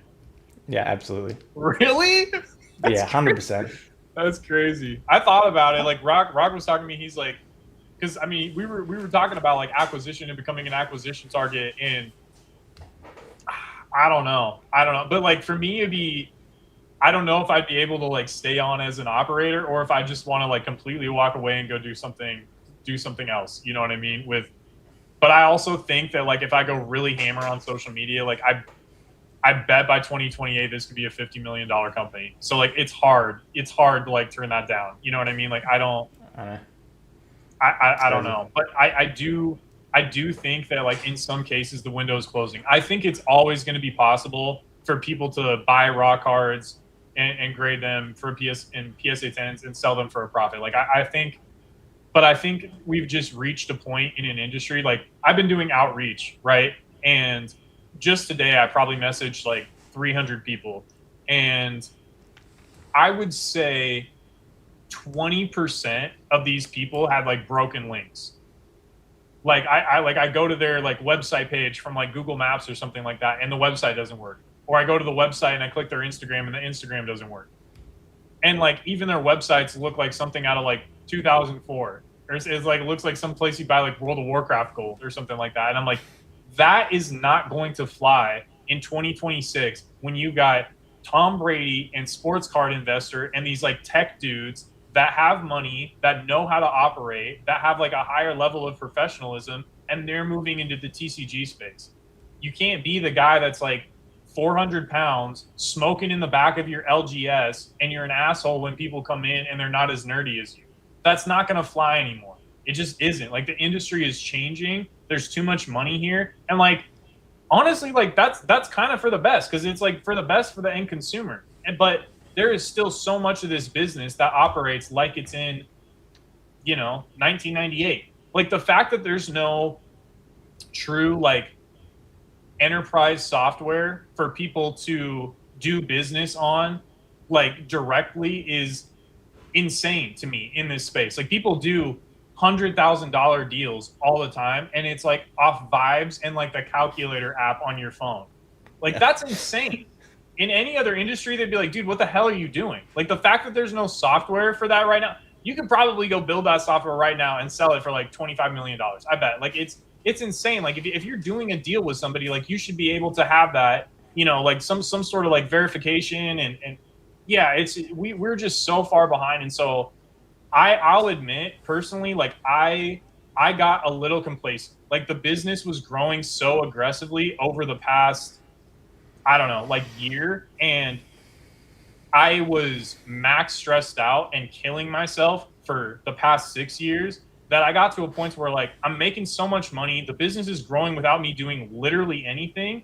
And in my mind, I'm like, more work, more effort means more stress. And I need to get away from stress. So I took my foot off the gas a little bit because things were growing without me. And now I'm at a point where I'm like, no, like you need to go aggressively building, like at building the brand, because you can't afford to get complacent. You know what I mean? Like I'm sure there's plenty of people out there that want my spot, and they're going to take it if they're hungrier than me, So like, and that's not even maybe stressful. That's just like reality. Like that's what it is in business. That's what it is in capitalism. Like you got to keep your foot on everyone else's neck and keep pushing, because if you don't, like someone that's hungrier than you. And it's funny, like even some of our friends that are really skilled and really smart in this space and have amazing skill sets, if they tried to step into this market now after being out for like 2 years, they would get absolutely cooked, probably. You know what I mean? Like that's part of it too, is like if you don't have the consistency, if you're not staying up with the day to day, like you can't just pop back in whenever, I don't know.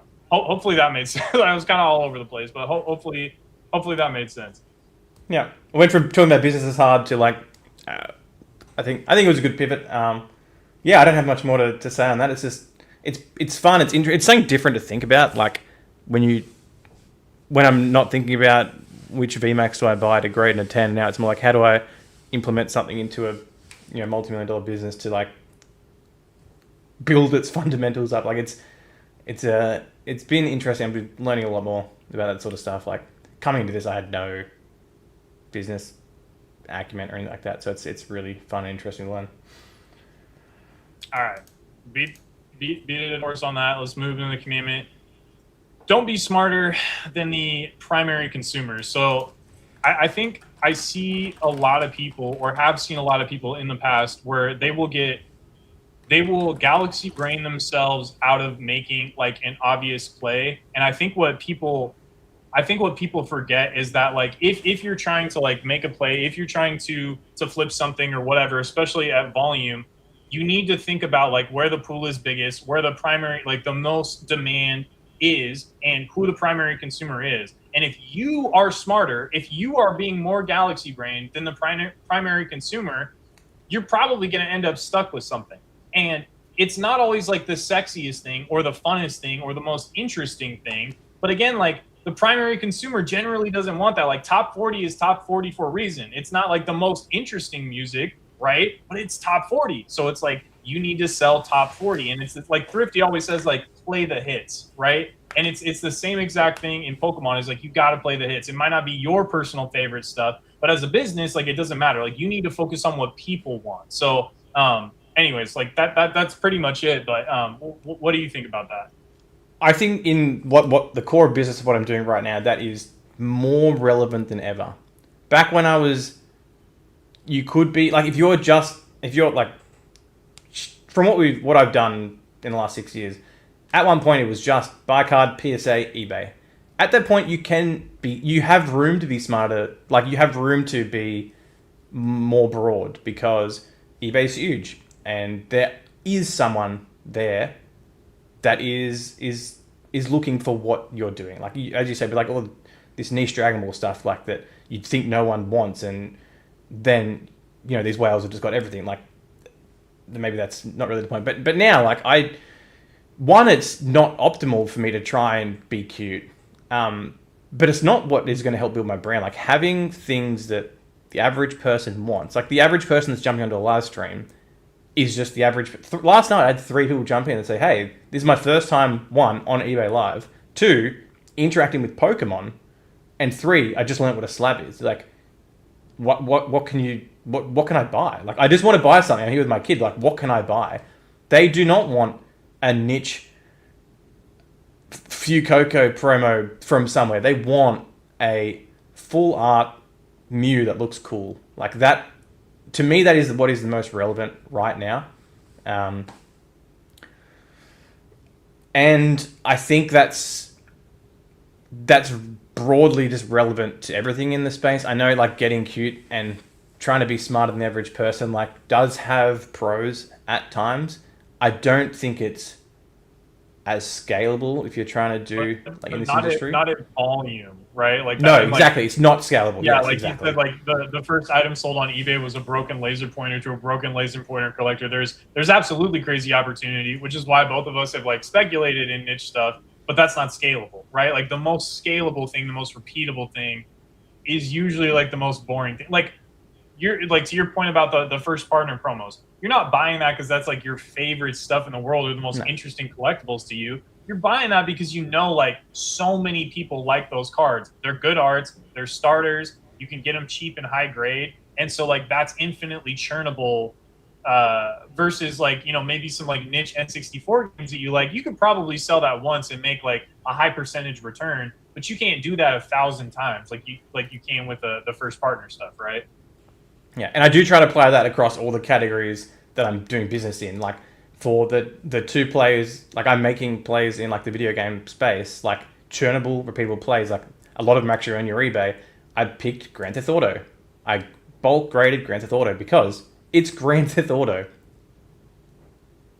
Like I don't need to say much more. That is something that is repeatable at volume. That is important. But if I had picked like I was going to say Jack and Daxter, that's probably popular enough, but you couldn't do that with these other IPs. You couldn't do that with something that's more like that the majority of people don't have awareness of. And I think it comes back to awareness. Like the don't be smarter the consumer is you're trying to target what people know and what people want and what people have interest in. Yeah, I agree.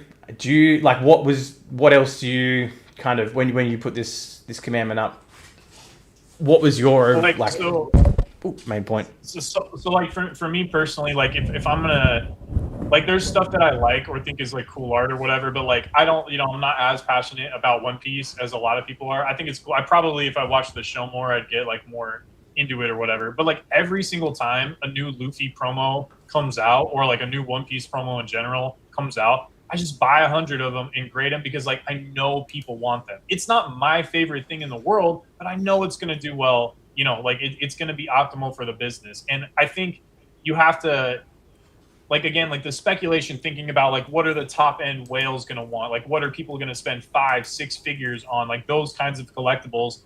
That is in the speculation realm, but like the churn that allows you to get to the points where you can like allocate a certain percentage of money has to be to the stuff that's like everybody wants, like the repeatable stuff that you can sort of rely on. And so like, like I booked Japan because like I want to go there because I miss Japan and I want to go and spend time there with my girlfriend and see you and stuff. But like we're gonna spend time going to these card stores and clearing out a lot of these 30th singles, hoping that like they got cheap at that point, right? Because I know that that's going to be extremely high demand, extremely repeatable, good-looking cards, quality stuff that you can get to an end consumer for like an affordable price, right? And that's the kind of stuff that you can churn and burn over and over and over again infinitely and creates opportunity. And then once you have that baseline established, then you can afford to like speculate in some of this other more expensive stuff, right? So I think it was more like, it's not necessarily like for us, it's more for people like starting businesses or like wanting to scale and like grow businesses. If you tie too much of your capital up in a speculation and not in this like repeatable, obvious churn and burn stuff, that can sort of like stunt your growth, I think. So yeah, no, I agree. I think it's pretty. I think that's it on that, on that topic. Pretty much it. Okay, finally, make the case. Is it your turn or is it my turn to make the case? I think it's yours. I don't have one. So if you've got one, if not, we can skip it. Let me see if I can pull one out of my rear. Okay, actually, I was thinking about this the other day, and again, admittedly, I have not been following it as well as I probably should, or as I'm sure a lot of other people are. But one thing that really surprises me when all of these, and again, okay, I'll caveat this with Takahashi passed away a few years ago. And so a lot of the time, like when something is like somebody's brainchild, right? Like he came up with like all the monsters, he came up with all the story and all that sort of stuff, wrote the manga, did a lot of like the legwork to sort of like get Yu-Gi-Oh to where it is today. So maybe that's part of it too. Maybe it's because Konami has not been executing like Bandai and some of these other companies, even like Wizards of the Coast, right? Like Magic has been on such a tear and been executing like really, really well. But Yu-Gi-Oh doesn't really seem to be there, right? And I look at like how expensive a lot of like even these modern alternative TCGs are getting, and I think about like, at least in my experience, Yu-Gi-Oh was right there as a kid. Like it was, we all watched Pokemon and stuff, but like we all were into Yu-Gi-Oh. Like everybody played Yu-Gi-Oh, everybody watched the show. It was massive. It was not this like niche one-off thing that like only a few kids in school did, right? So it's very surprising to me that Yu-Gi-Oh has not seen the same sort of like attention or appreciation price-wise on some of the cards that all this other stuff is seeing. Like I get Riftbound and League of Legends, but the fact that like a modern prize card in League of Legends is selling for $100,000, and there's Grails in Yu-Gi-Oh that are still selling for like 10 to 15, that there's something feels off there to me, right? And like, yeah, I don't know if it's just going to take like Logan Paul or like some creator or like what it's, because they're not executing, like they're not coming out with like a Netflix live action or making a new anime that's bringing a bunch of people in. And even like the new TCG stuff that they're doing, they did the serialized, that popped off for a second. And now I know they're going back to like the manga cards, but they're just not executing. The modern product is not executing the way some of these other companies are. But part of me thinks that we're going to look back in like 2030 and think like, oh, it was so obvious. Like, of course Yu-Gi-Oh was too cheap because all this other stuff is going so crazy right now. You know what I mean? So, and I was actually listening to that interview with like Jeremy Padawar, however you say it, and he was talking about like he was part of he owned the company that created like the dual discs. And like when you were a Yes. kid, like having the dual disc was like you were the cool kid. Like they tore your cards up. It was not like ideal to actually use, but like it was the coolest thing because like it was from the show. You know what I mean? So like, and I remember doing that live stream with like Jake Smith and DNA and Ernie, and we were talking about the ultimate rares, and we did all the deep dive on like Yu-Gi-Oh and all this sort of stuff. And the pops are extremely. So yeah, like what do you think? Well, Oh, I this is agree. like So the video game guy, right? Like this is like the GOAT video game dude, right? the goat video game dude, absolutely, from Canada. And I was more into Yu-Gi-Oh as a kid than I have probably ever been into Pokemon in my life. It was huge, as you said. It was big. It wasn't. It was a flash in the pan in terms of like the time that it probably stayed relevant, but it was huge. I loved it. I think this is the main point. I think you grew up with like, which is why like I love Gen 1, Gen 2, Gen 3 Pokemon, but I have no connection between Gen 4 and Gen 9. I don't care. I just don't care as much. And I think this is similar, like is that they made a whole bunch of new Yu-Gi-Oh monsters and people and they're way less digestible, I feel. A random Yu-Gi-Oh character I think is way less digestible than a new Pokemon that's for kids. And I think that's the main thing is like Pokemon are designed this for kids for the new audience, where Yu-Gi-Oh I feel is more designed for the not for kids. Like it's not as easily digestible, and I think the people who really like Yu-Gi-Oh have to continue to really like the adult theme to it, I guess. And it didn't stay as relevant because it wasn't people didn't have as much connection to it. Yes, I love Metal Raiders. I love Blue, like LOB. I love Spellure. I love those initial sets with all the ones that I knew growing up watching the anime, playing I love playing like Duelist of the Roses on PS2. That's like one of my favorite PS2 games. And I've got connections to all the like the trainers, the characters, and the monsters in that era. But outside of that, I have no idea, and I've got no connection and things like that. And I think that's the struggle. And what Greg was saying is, what Yuga's doing now is actually reintroducing the monsters that people care about. And I think that's important. And I think, and I see they're doing like, these, they're not over numbers, whatever they are, they're over frame, and they're doing the popular ones. They're not, because even like Stardust Dragon, I think that was at GX, that era. Like I didn't watch that. So I didn't. Yeah. So when I was actually, I probably bought and sold $100,000 worth of Yu-Gi-Oh cards in the last 6 years, which compared to the rest of the business is pretty small. And I did it in a very, very small batch of cards because they're the only ones I knew about. I've never bought and sold a Stardust Dragon. I've never bought and sold and what are they, Neos?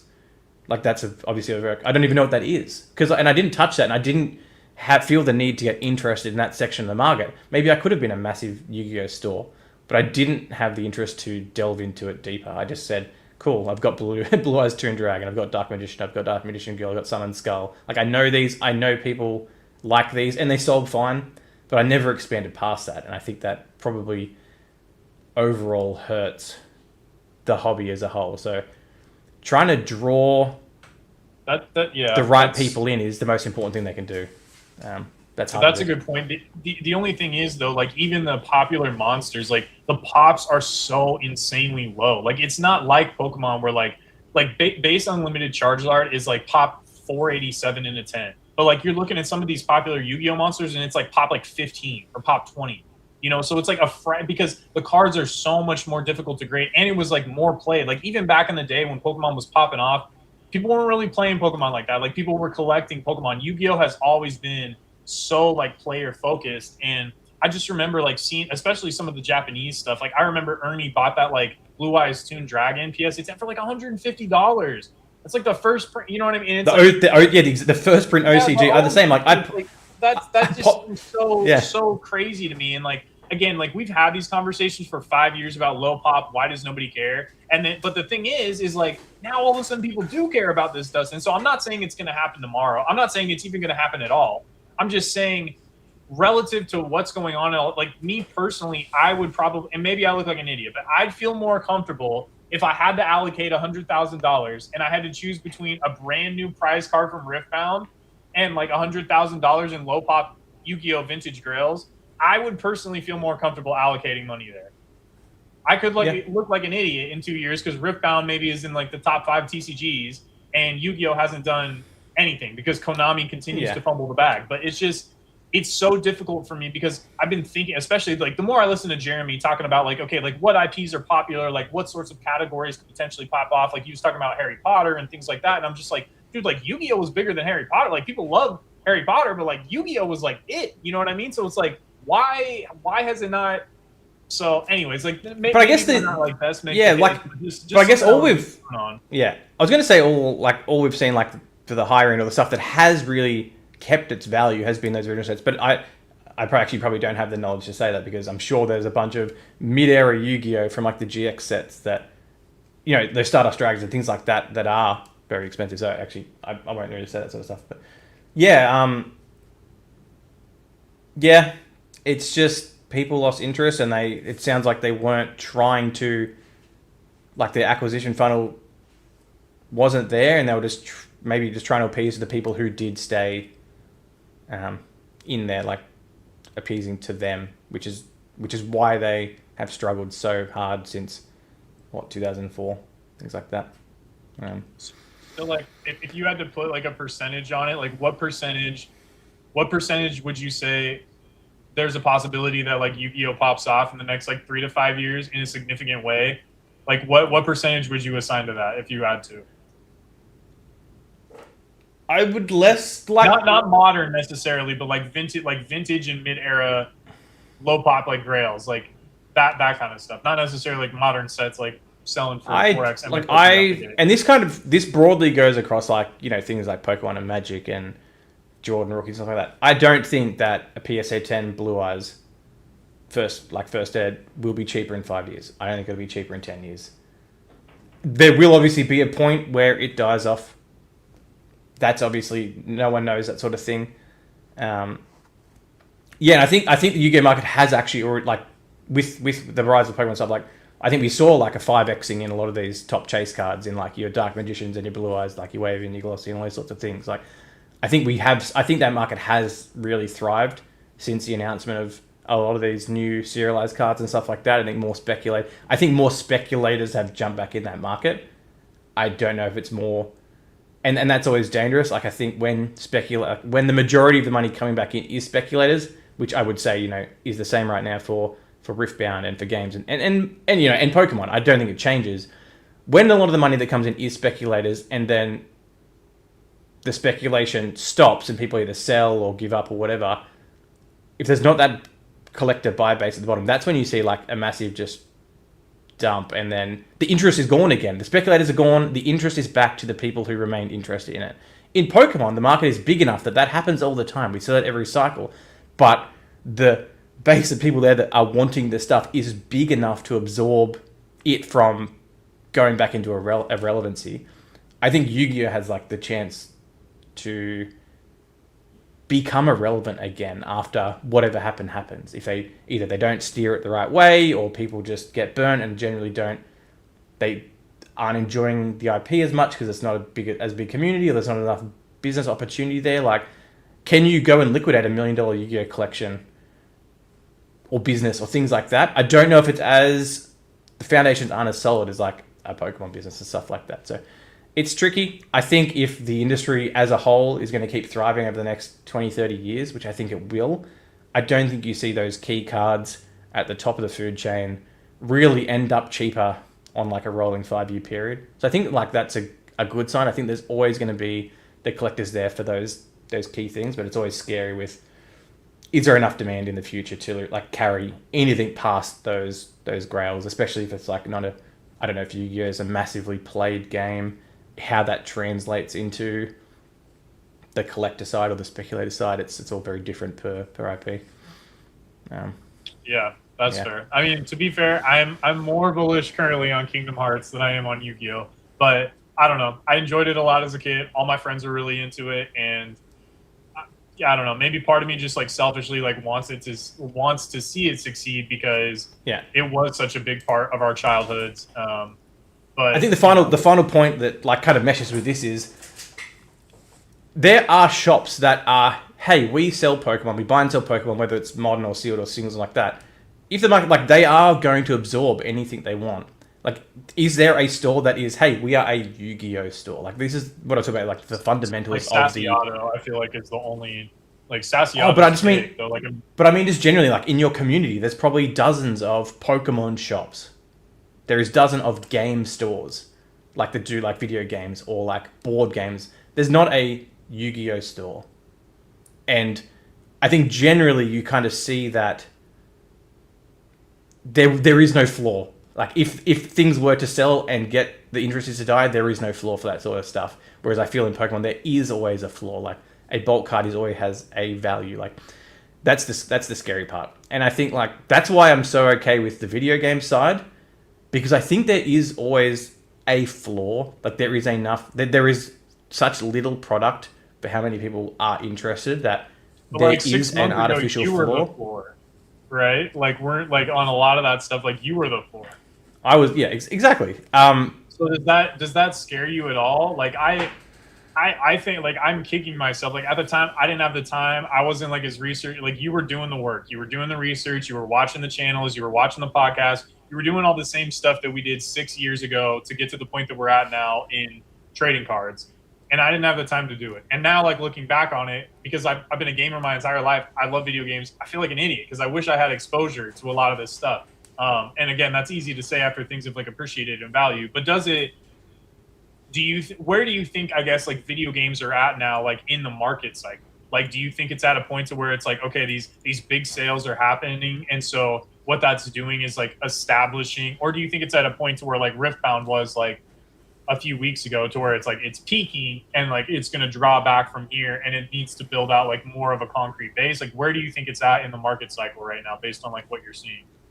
It's a tough one, I think, because I think we saw since like the 2021, you know, that market, that was the very tippity top, and the majority of stuff has never reached that again. Where with Pokemon, I guess during COVID, we saw a massive high, then a massive crash. But now almost everything has exceeded that high again. We're not at that point with games where most general stuff has not exceeded the crazy prices that it was selling for in 2021. I was so comfortable buying in late last year. You're saying like the high end game grails have not surpassed what the initial WADA pump stuff was? Some has, I would say, and Greg could probably confirm this. Like for the majority of stuff, it has not reached. You go to comp something that hasn't sold in a while, and you'll see a 2021 comp for 20x of what you think the current market value is right now. The majority of stuff has never reached it. Like obviously your $3 million Mario sale has, all your key Pokemon games have, but like Mario 64, like a lot of the other key titles have not. I think like for example, like you like Final Fantasy 7. I think a Final Fantasy 7 was like 35k or something like that back then, and I think it's still only like in the, like I think it transacted in the last like year or two in like sub 5 figures, like it was in the thousands. A lot of stuff has been ramping back up again. Obviously, there was a nice, like, I think there was a very natural pump of people like me coming in, and there you go, 144k comp of Final Fantasy 7. So a lot of stuff, like the prices then would be, if we went through the Pokemon, like the COVID thing, and you saw a first ed Charizard sell for $500,000, and then in 2023 it was back down at like 35k. Like that is kind of the scale you're looking at for like the amount that games dropped off. And I think it's because the market was so thin, there wasn't buyers there for a lot of that sort of stuff.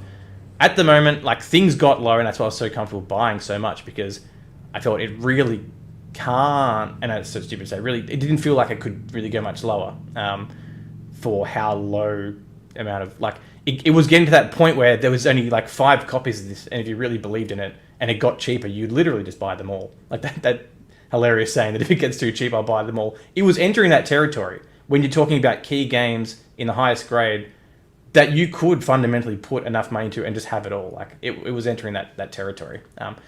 If you had to come in 12 months ago and you had $1 million, you could have probably bought every single Pokemon red, blue, and yellow high graded, any graded copy on the market. You could have bought every single one if they were willing to sell at the market prices that was transacting. Like that is how thin the market was.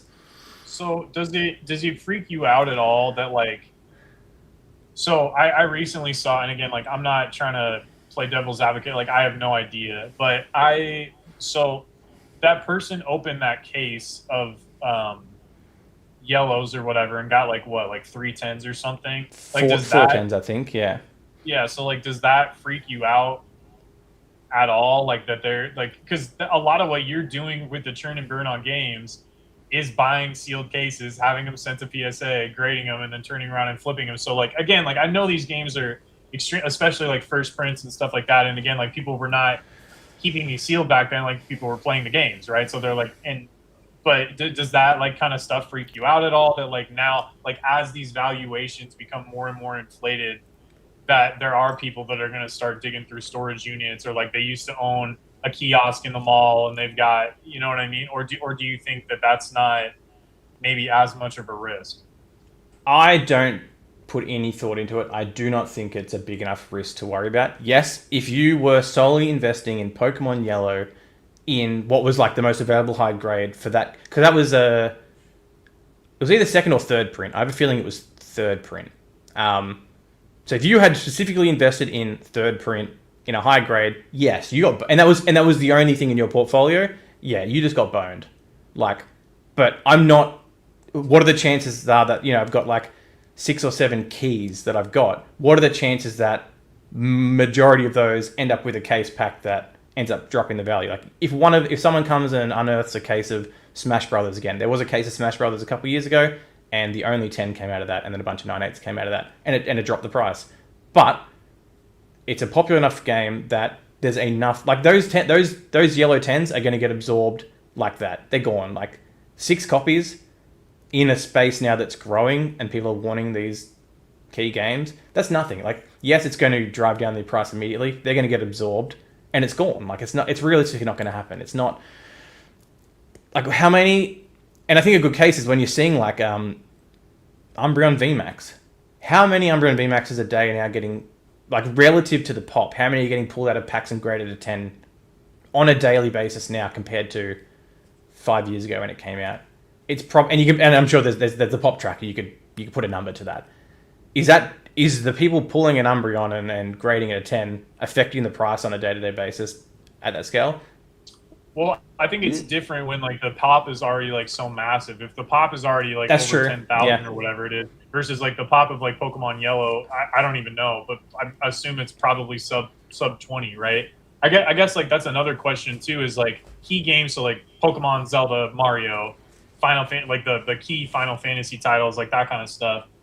But like, do you think this is growing into a space that, because video games is huge and people like all sorts of games, but like, do you think this is growing into a space where outside of like the key Nintendo properties are still going to hold value? Like I'm into Kingdom Hearts or like, some of this other stuff, random JRPGs. Like, do you think it's going to get to the point to where like that kind of stuff holds value and could see appreciation as well? Or do you think it's always going to be a smaller market that's like only primarily focused on the keys and like, these popular Nintendo properties? Yeah. I think it does. I think there's demand for anything at a price, if that makes sense. Like I bought these micro machines and these other random games at a much lower price, and I've got much lower expectations of them appreciating in price, and they may never. But it also comes down to in any space is like the scarcity of the item as well. Like they're pop one, so if someone else does want it, there is no other option. Like that is, you need to make sure that there is that one other dumbass that wants that game, like me. But for example, like I'd never heard of it. There's a game on 64 that was like only released at Blockbuster. It was called like Clay Fighters or something. Clay Sculpture Fighters. Yeah, dude. Yeah, Clay. They had I think the original version was for Super Nintendo. But yeah, it was a fighting game, and it was a little like inappropriate, like maybe like not PC, but it was like kind of a goofy response to Mortal Kombat. That's hilarious. Yeah.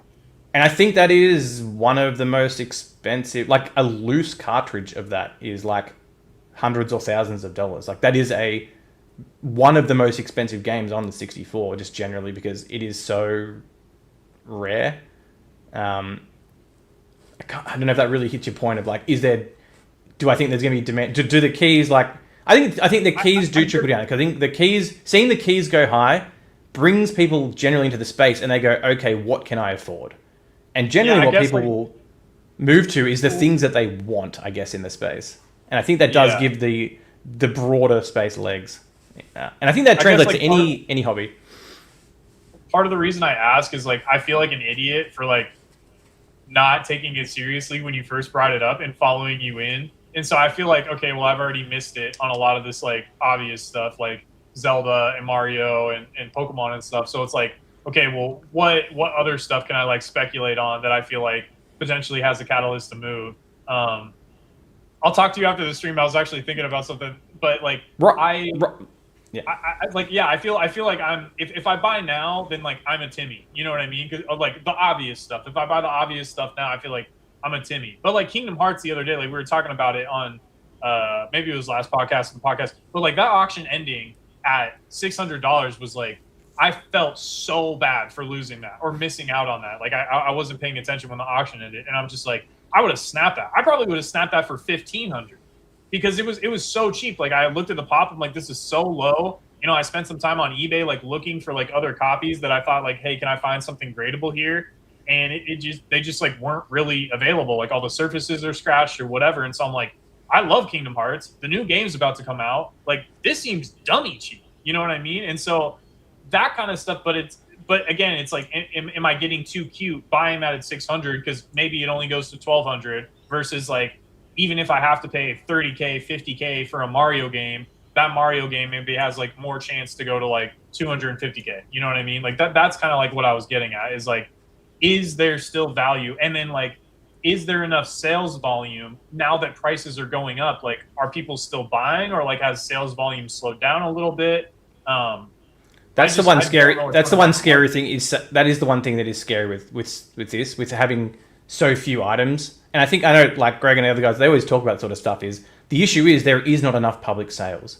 There's not enough market data for people to have confidence because you have a lot of these people just buying these big things and they never sell it. And so because they take it off the market, they have it listed for a high price. They're not trying to transact it. And so like with this big run up in the Pokemon games we had, you know, I paid pretty much an all-time bottom since 2021 for these Pokemon games. And since then, there'd only been one or two other sales, and it was slowly drifting up. But it went from like 20, the next sale was 30, and then you hear that people are offering, I've been offered 60, I've been offered 80. It's like, well, there's no data showing that. There's no proof showing that. There's no sales on any website. And then the next sale was 115. And it's kind of like, that makes it really difficult to operate in that, not having like it wasn't a gradual 5x. It went from 1x to 5x in like in one public transaction sort of thing, and it wasn't even it was like a private transaction. It's that makes it really difficult, and that makes it much riskier to operate in on if you're looking at that, and that's why like doing the churnable stuff like the GTAs and the Crash Bandicoot and stuff like that. There's market data every single week now. Like it's from us, and it's all for GTA. Like there's multiple dealers who do lots of GTA, and like that sort of stuff. People are more confident to buy that sort of stuff and buy it for fun or buy it for speculation, things like that, because there's so much more market data on an item like that. It is really tricky, and I think it's the same with high-end Pokemon. Like you might not see a sale of a certain card for a while, and then it's 5x. And it's like, well, you know, how organic is this? How natural is this? Is it sustainable? They're kind of the questions that always gets posed when you see big jumps like that. At the moment, you're seeing like Halo and COD really pump. Like we're seeing 2, 3, 4x's on a lot of Halo and COD because you're seeing all these other massive sales on Pokemon, key title of that era. They go, okay, what's the key title of 360? Halo 3, COD, like Modern Warfare 2, things like that. That people start buying that up when that gets too expensive. Like I feel bad. I really wanted Halo 3. And now, like, the second print is 5x. And it's like, well, I don't really want a second print, but I also don't want to spend 20 grand on a first print. Like, and people just kind of do, and to the point, people do just kind of trickle down to the next thing, and whether it's something they like. Like, I think there is legs for a lot of those. I think there is opportunity for a lot of those smaller games, like lower end games. Obviously, yeah, more risk, things like that. But Jet Set Radio Future? Did you ever play that for Xbox? Oh man, I can't remember what game it wasn't like a standalone game. Like it came on the same disc as this other game, and I can't remember what it was, but like it was super cool. It was like this futuristic, like, it sounds weird for me to explain it, but like it was like a futuristic, like, rollerblading, like steam, like, I don't even know, but you would like go around the city and like fight villains. It was like in the future, and you would like graffiti stuff. Oh man, that game. So, for example, like if you've got good fond memories of that, and you could own the top pop one of that for like $700, like, is that something that, even though there may be one other person in the world that might eventually buy that from you, is that something that you would want to speculate in, or like want to have because you enjoy it? Like, I'd need to do the work to not feel like I was getting like taken just for buying, a ride. Like, just emotionally buying. yeah. I would need to like I'd have you link me a bunch of the right podcasts to listen to learn all the nuance, and at least get like my bearing, because like I don't know anything. Like I'm sure, well, I'm not sure, but like I think I'll do okay with like the Kingdom Hearts play or whatever, grading that. Like I'll hopefully do okay, but like I don't know this space, and I know there's so much nuance. The same way there's like, you know, stamps and first edition and unlimited has more value. Like the same way there's that kind of stuff in Pokemon, I know there's that kind of stuff in games, because just the little content I have watched about games, it's like, oh well, like, you know, this version had this text on the back, which means it's a European print, and that's not worth it. You know, like there's all that kind of stuff, and so I wouldn't want to just spend $700 on a game that I could like get for 200 if I wasn't, or if I knew more. You know what I mean? Or if I was like patient and waited for an auction. So I love games, and I feel like an idiot, like I said, for not following you into it. I just don't want to throw a bunch of money at it and then feel like an idiot because I wasn't educated. You know what I mean? So like that's. But I do, like, dude, I don't know what Wind Waker is at, but like I was obsessed with Zelda Wind Waker. Like that game was so fun. Came out for the GameCube. I'm sure it's dummy expensive, but yeah, I don't know. Like there's probably some games that I would like to own that would probably do well. Like I said, I would just need more information. So yeah, cool. Anyways, all right, we've been going over like 2 hours. We've talked about all manner of things. We've gotten flamed in the chat. We've done some flaming. Anything you want to end on? Any words of wisdom you want to leave the people with before we get out of here? Thanks for watching. Thanks for listening. Yeah, we go off topic a lot, but I think people enjoyed just the, like, we've held. Yeah, people enjoyed us listening to thoughts of rambling madmen.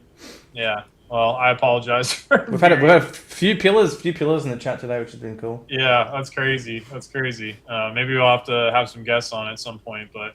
Yeah, I appreciate you guys watching. If you ever have like any topics or anything, like feel free to message Kai or I on Instagram, or let us know what you guys are thinking. Definitely down to talk about some stuff or answer any questions you guys have. But yeah, I appreciate all you guys hanging out on a Monday night, and we'll see you again in 2 weeks probably. So, adios. Yahoo!